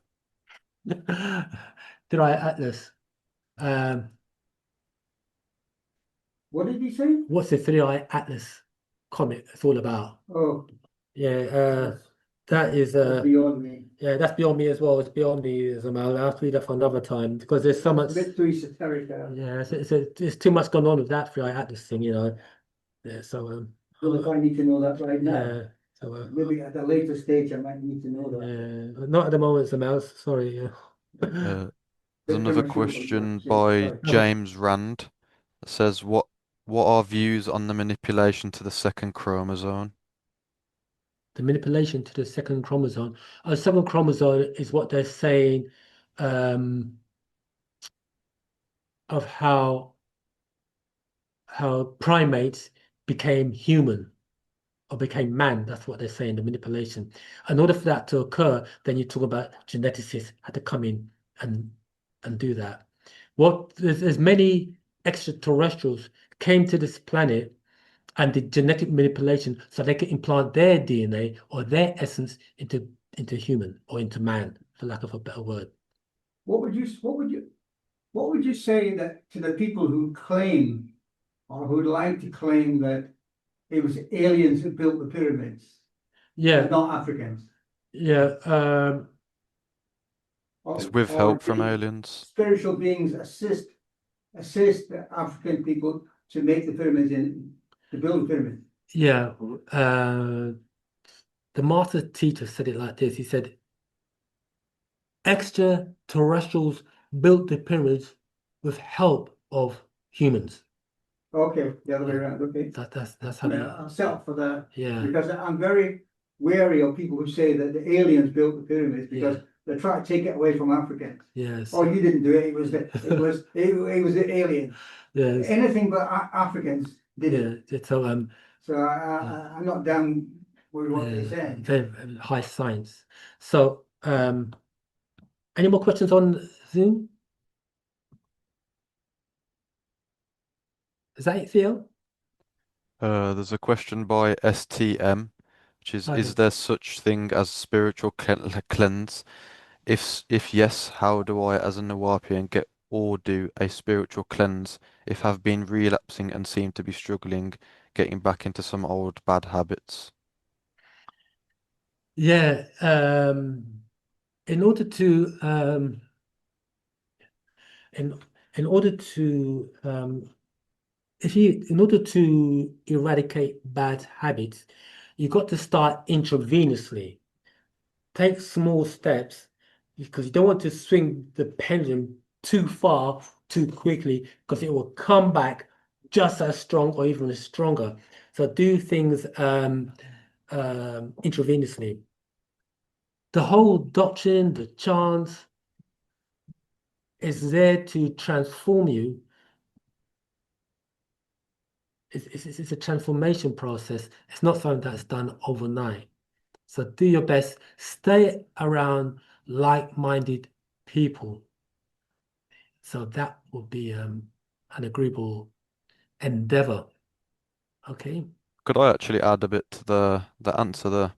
sure, go ahead. From my experience, because I've managed to get rid of some bad habits recently, it's actually more so, do you really want to stop? Like deep down in your mind, you have to really want to stop the bad habits. That's right. So you have to make a concerted effort to say, you know what, I want to stop this habit. Some people could do it instantaneously. Some people, it takes them, it's like a progression. So some it's done intravenously, okay, over a period of time. Okay. Okay. I just want to say, does anyone think that man came from Adam and Eve?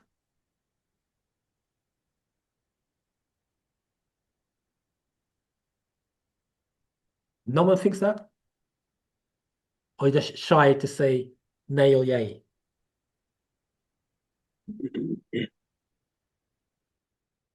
Come on, fam. We're family here. Did man come from Adam and Eve, as it says in the Bible?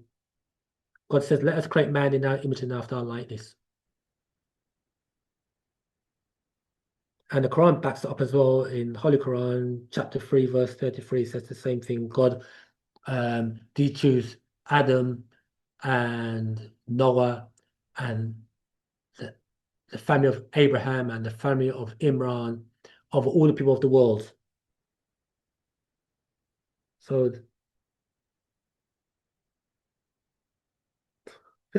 okay. If man came from, everybody's shy here tonight, mate. What's going on, fam? See, most of the answers are in the chat, Zamal.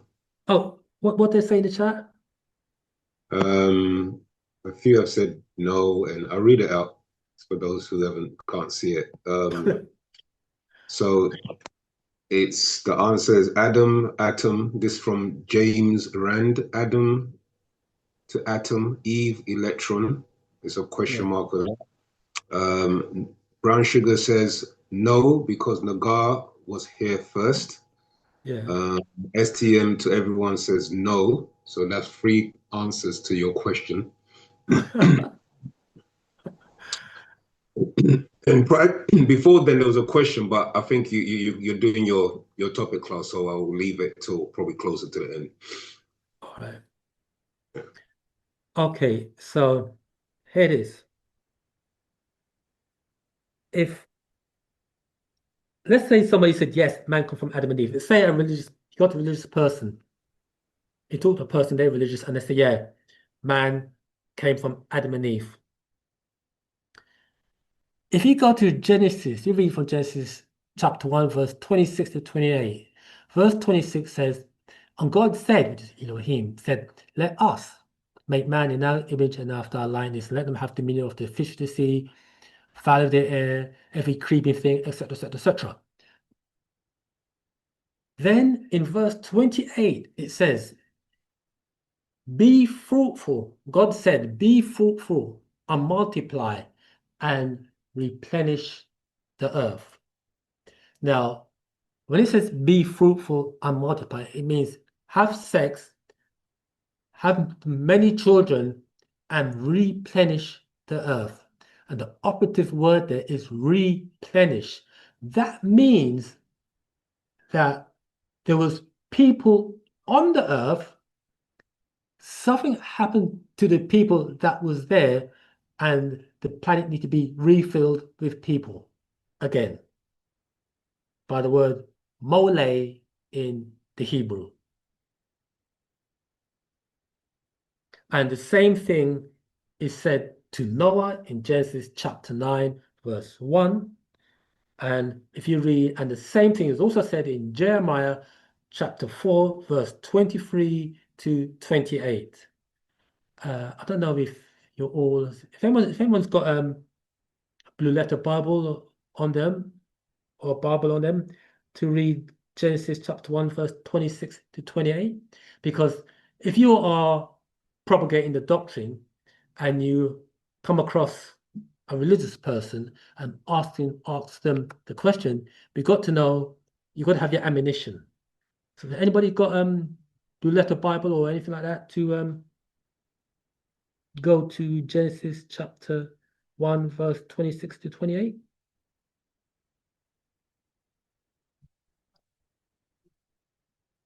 No one? Come on, fam. Okay.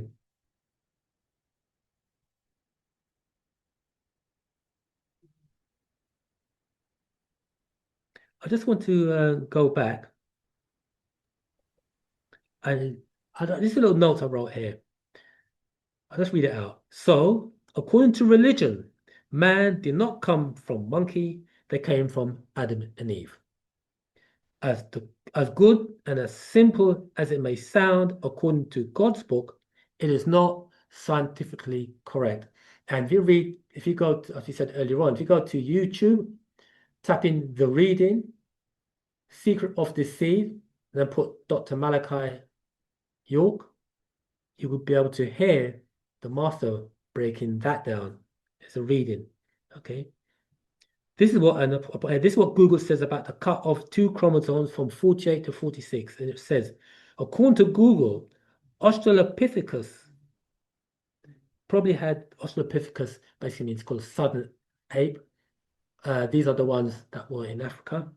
According to Google, Australopithecus probably had 48 chromosomes, the same number as chimps and other great apes. The change to 23 pairs of chromosomes in the human lineage was caused by the fusion of 2 chromosomes, ancestral chromosomes, into a single human chromosome, chromosome 2. While it is highly probable that the Australopithecus had 24 pairs of chromosomes, is not definitive. And they cannot answer why or how did that cut from 48 to 46 came about. Now I want to read something for you, fam. And they said that, the consensus was that we came from the waters. Before we go into this, it's a question for the family. I don't want no silence in the heavens. And have you all heard the saying, have you heard the question, which came first, the chicken or the egg? And this is a question I asked people at work, and I said to them, which came first, the chicken or the egg? This is for those of us who use sound right reasoning. Which came first, the chicken or the egg? Or let's put another way. Which came first, the mother or the child? Anyone in the listening audience? The chicken came from the dinosaur. The chicken came from the dinosaur. Okay, the chicken came from the dinosaur. So where did the dinosaur come about? How did the dinosaur come about? I'm not sure. Okay. Okay, let's take the other one. Which came first? The mother, or who came first? The mother or the child? The mother. The mother. How did the mother come about? From its mother. So Kamtat, do you ever got a hand up? Go ahead, Kamtat. Sin has to be the egg. The egg. Or let's say in terms of the mother came from the child. Which came first, the mother or the child? You would say the child. Well, yeah, in that case, I would have said the mother because it sounds like it would be the mother.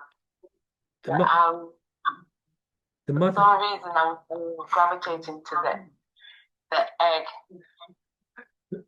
Did you know? The egg. Why do you say the egg? Because I think Let me just give you. Let me just say this. Just for the small. I don't know. I think inside me, I'm just thinking we grow, and then we can manifest into something. So we can start off from a small egg, or what would you call it? A cell, a membrane, and then we can develop into something. So that's where I'm coming from. Do you know? You're right. You're right when you say the egg. It's also the egg, you're right, but you've got to be able to explain it. You're right in the egg, you're right, the egg, but you would have to say the answer basically. Oh, I'll give you the answer here.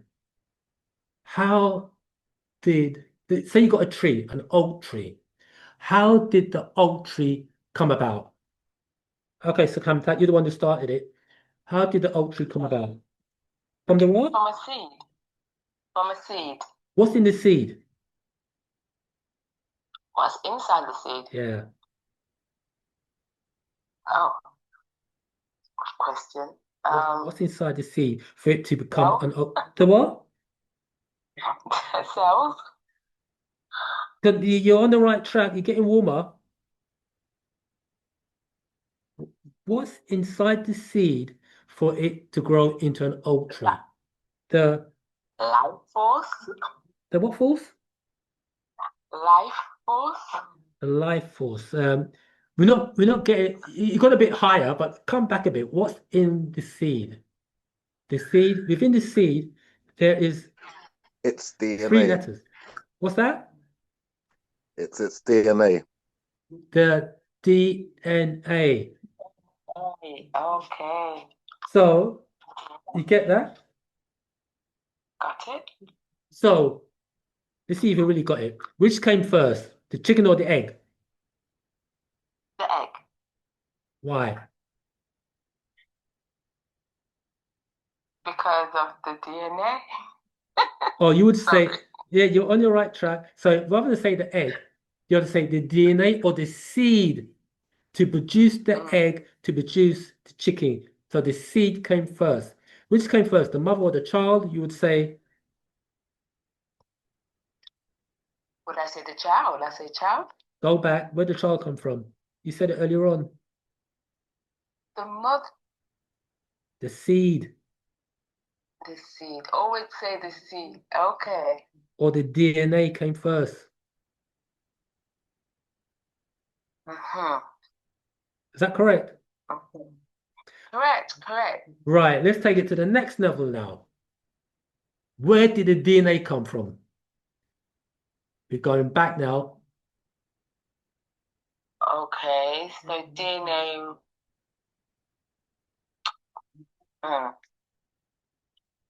Let me just help here. Where does the female DNA come from? From the mother. No, where does the female DNA come from? We want the DNA. We're going back now. We're going back. We're taking the journeys back. We said that we said the seed came first that produced the child. Within the seed is the DNA. But what does the DNA come from? Let's help you a bit more. What star system? Is that a help? Oh, okay. Oh, yeah. So we're saying Sirius. For the feminines. For the feminine. And Orion for the masculine. Okay. So now we read earlier on that the DNA was transplanted into the womb of transplanted into the, what do we say? The dolphin. The dolphin. The dolphin. So does that mean then that these beings from Sirius and Orion, were they etheric beings or were they physical beings?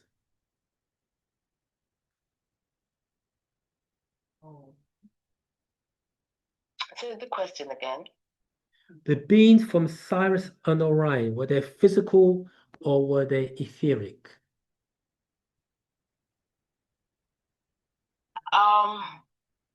I would say they would be more etheric. And so what you're saying then that the higher beings, like Ptah, was able to construct the DNA, and within the DNA, put the essence of these higher beings inside of the DNA and transported and put the DNA into the dolphin and transported the dolphin to the planet, the waters of the planet, and things germinated from there. Is that correct? Is that good? Is that good? Right. Correct? Okay. Mhm. So remember, okay, stop there. So now, so now you are a physical being on a planet. Where does your DNA come from? That would be my parents. Right. Your DNA comes from your mother and your father. We know also that the mitochondrial DNA comes from where? The mother. Right. Why does it not come from the father? Because he just doesn't carry that information on. Why?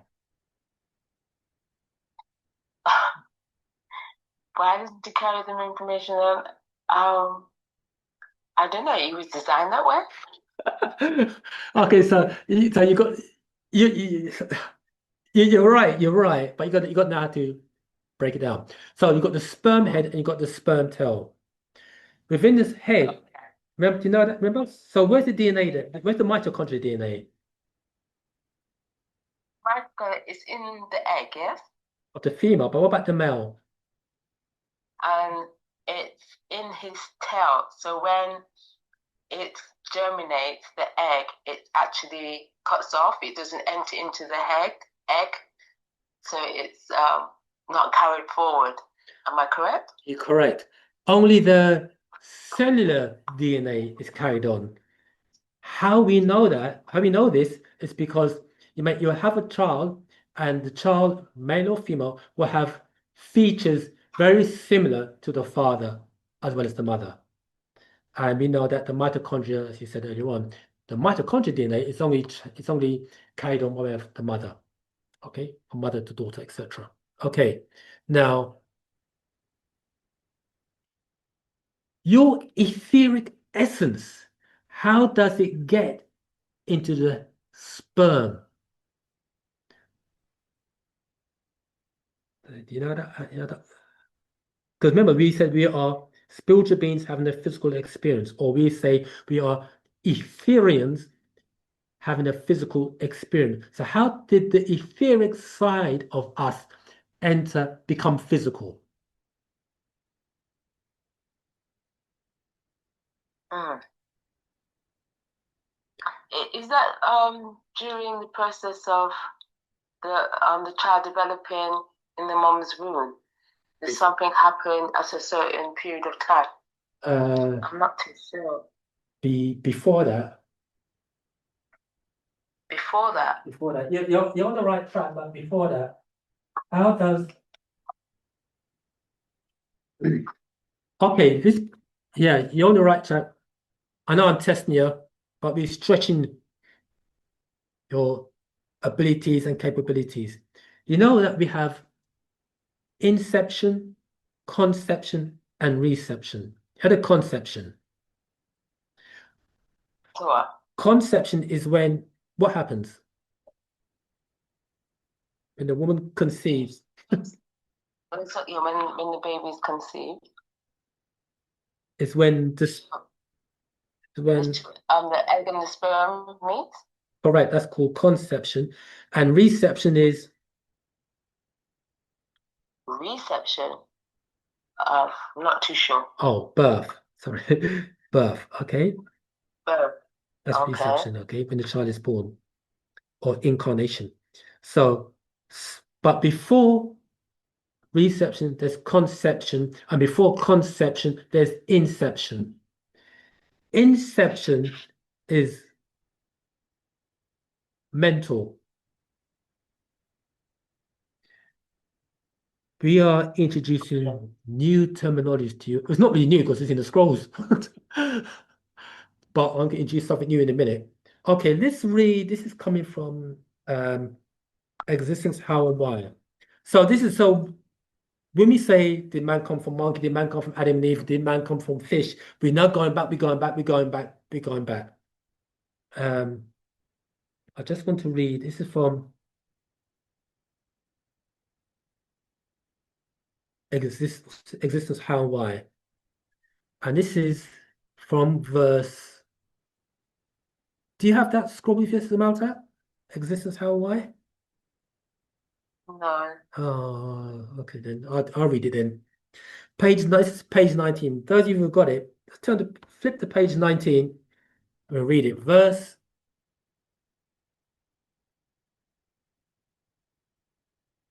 42, and it reads,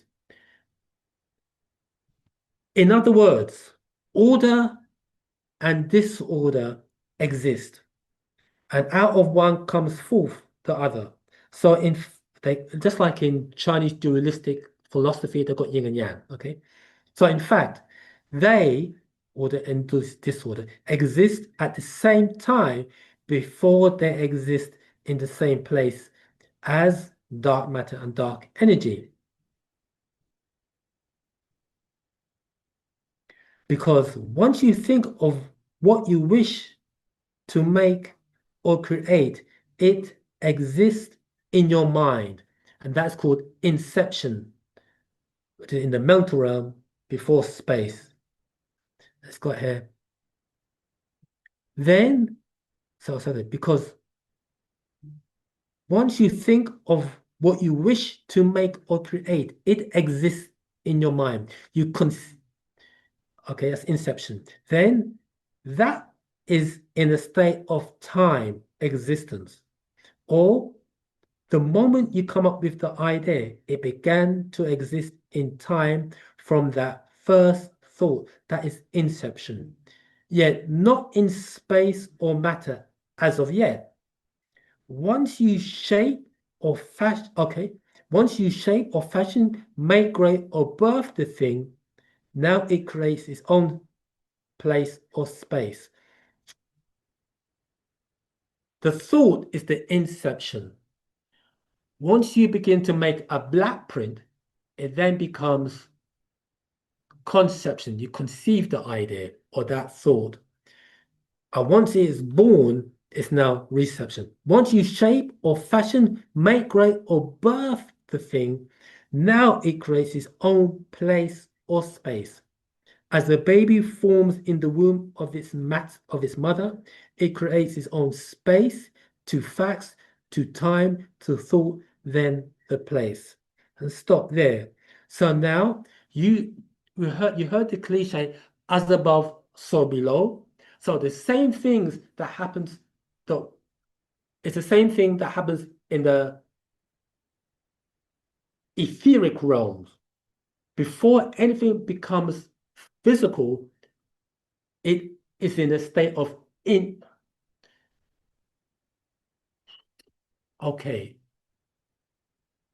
it's in a state, I was about to say, of pre-existence. It's mental. And from pre-existence, it becomes existence or nothingness. And from nothingness, it becomes somethingness, which is physical. So before physical, it was a state of nothingness or etheric, and in that existence, and before that was in a state of pre-existence. Okay, so that is how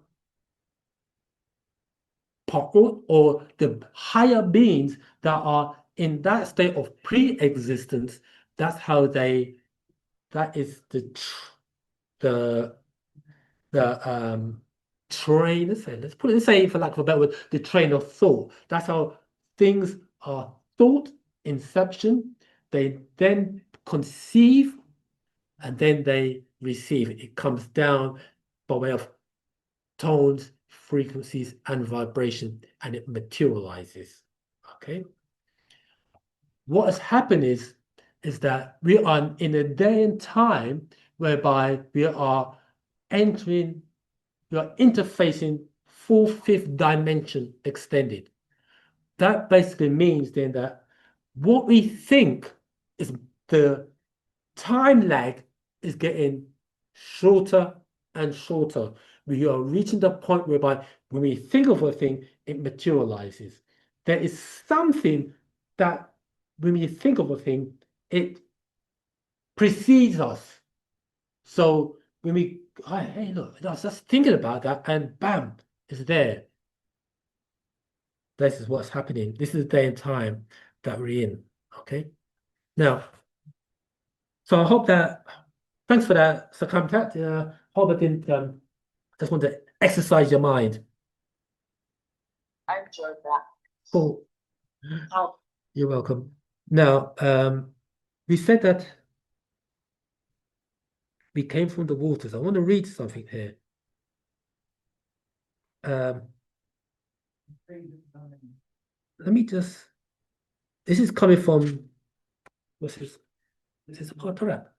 Yeah, part of that. It's called a formation. And I'm going to read something. I'm going to tie this in something else. Right. This is from page 9, the formation, verse 63. And it reads, let me start from verse 62.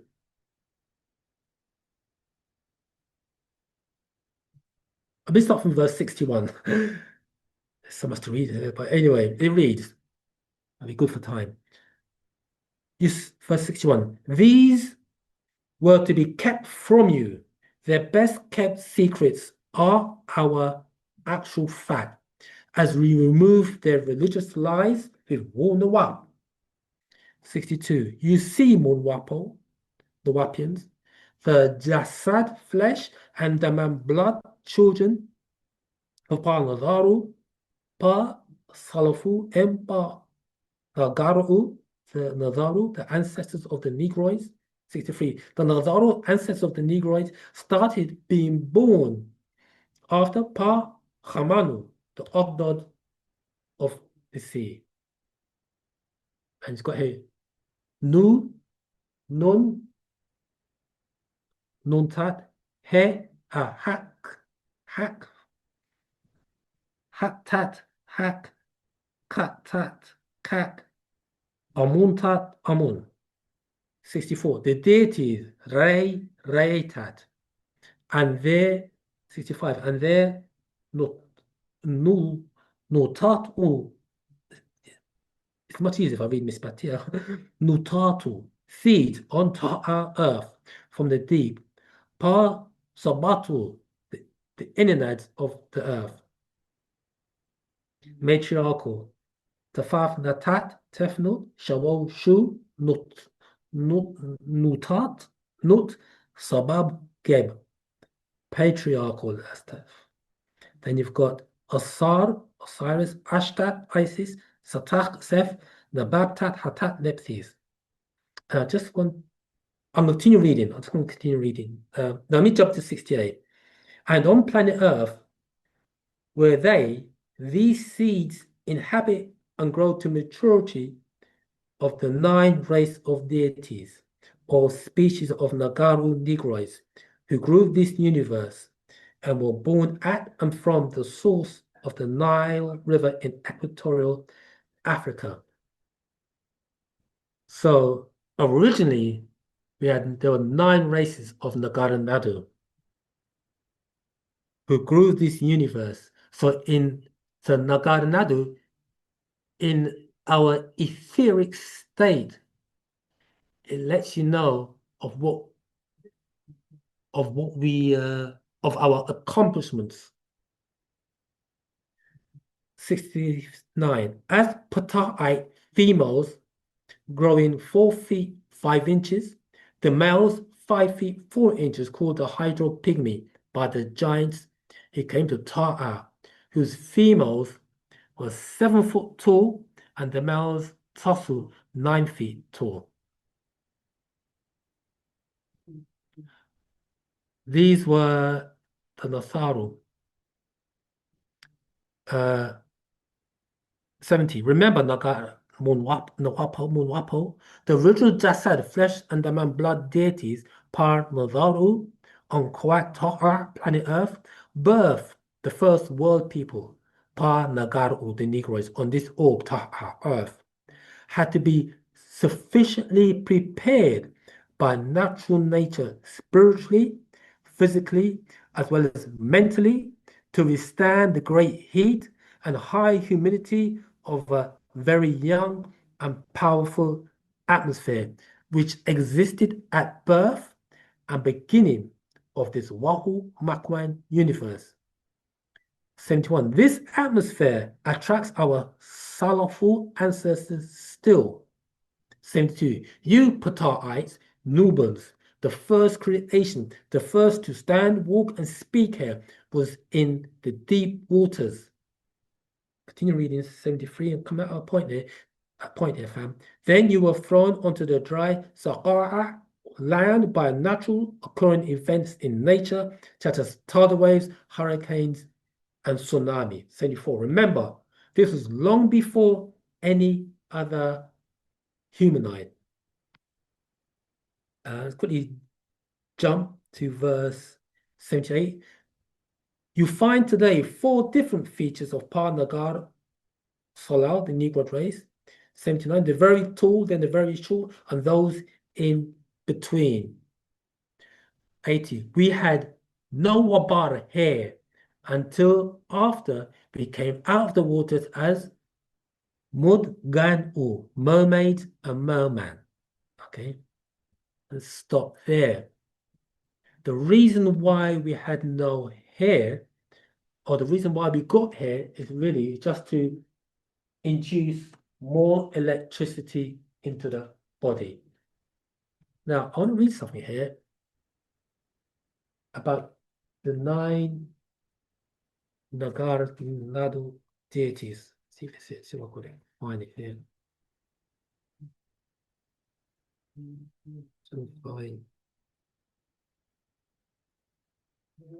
Right. We still can't find it here. Turn if I can't find it, I can't find it. Well, we had nine species of Nagar Nadu.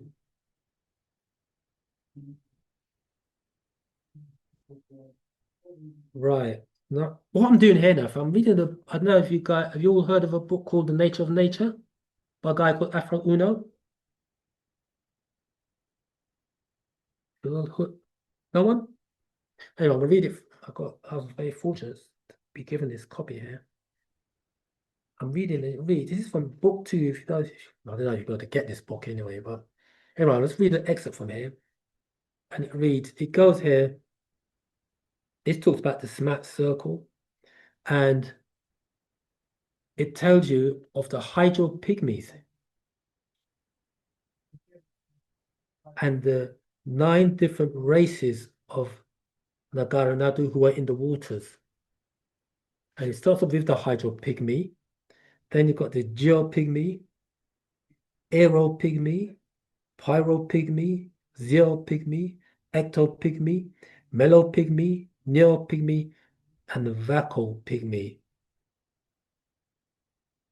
And this is during the origination cycle. Then is a circle here. So you got a circle cut into quarters, and you start off from south to east is the revolutionary cycle. Then the origination cycle is from east to north. It's the 9 deities that we mentioned. Then you've got the de-origination cycle. This is from north to west. It's got here Mother Earth's menopause from producing primary beings. So after the vaco pygmy, no more races were produced. And from west to south is the revolutionary cycle. From the revolutionary cycle, you had 9 other races, the evolutionary races, which is the Ethiopian, Phoenician, Mingalese, Indian, Mingalese again, Mongolian, Mingalese again, and a Caucasian race. And at that point south, from west to south, at that point south, to the ending of the evolutionary cycle is perfection of negative. And now we be moving up counterclockwise from south to east again, which is the time that we're in now, which is called the revolutionary cycle. So it's got here Mother Earth's menopause from producing secondary beings. Only higher beings is going to no more. Only the higher beings are going to be able to withstand this new cycle that we're coming in right now. If you can get hold of, I don't know how you get hold of it, but the Introduction to the Nature of Nature book, very profound, scrolly book indeed. Now a lot of people try to teach from that book many years ago. That's before the master came out with Patarak and the actual facts, but they couldn't break it down correctly. Now that we have Patarak and actual facts, and we've absorbed a vast amount of what Panababiyanana has sent down to us, we should be able, our minds are able to absorb, learn, absorb, understand, and apply what we've learned. It's becoming expanded. Okay. Any questions? Oh, is there any questions on Zoom? Any questions on Clubhouse? Question. Afro Uno, that's the teacher? Yeah, at first,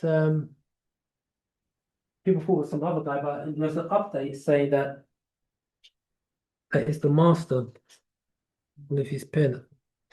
Let me see if I could.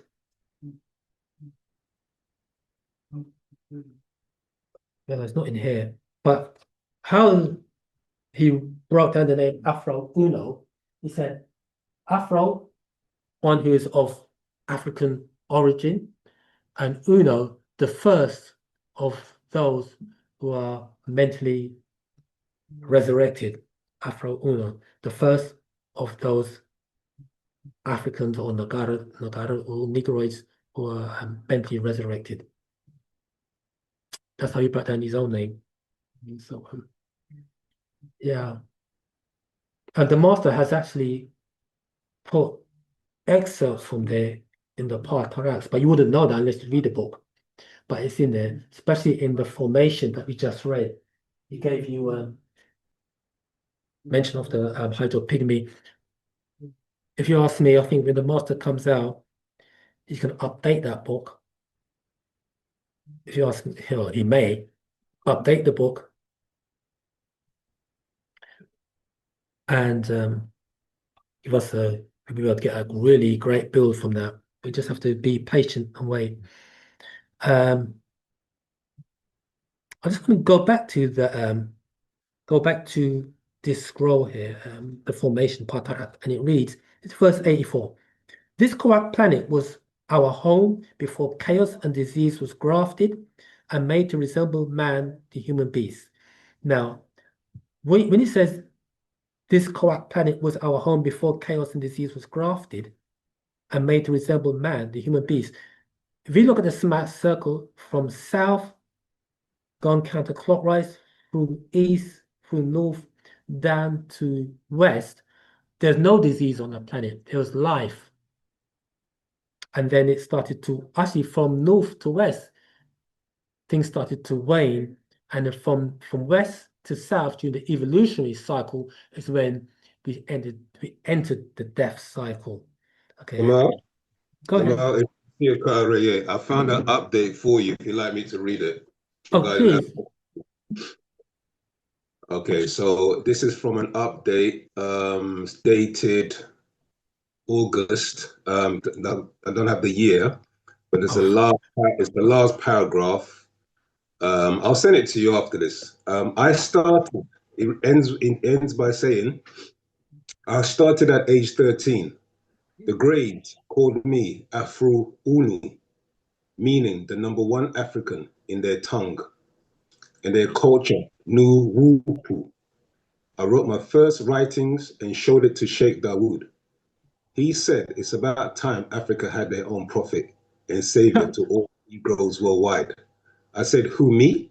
He smiled and said, you are my teacher, not I yours, little man. Time will tell. I must change your name to protect you. You will understand one day. Okay. So there, that ends the paragraph.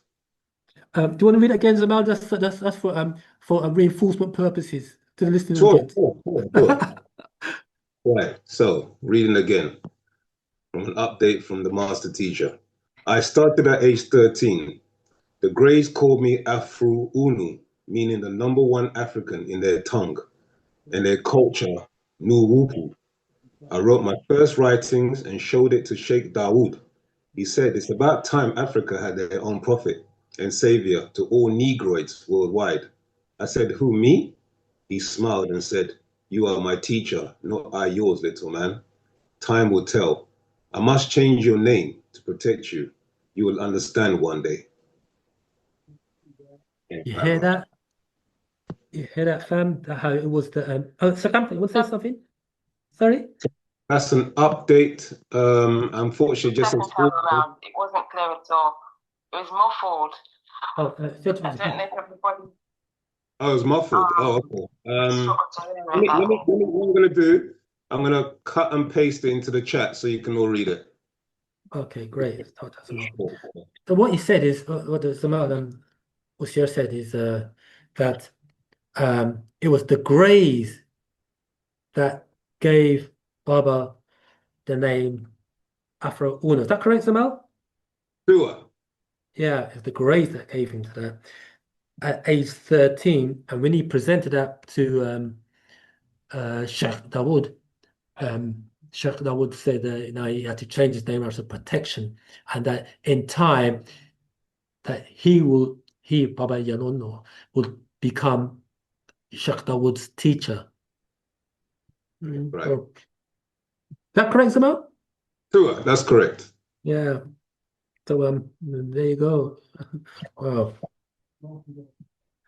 Okay, guess what? I don't want to say last minute because that's it. Okay, last minute. Last minute before, so the last 60 seconds before the 60 years is complete. Any more questions? Last burning questions, or should we just pull the shutters down?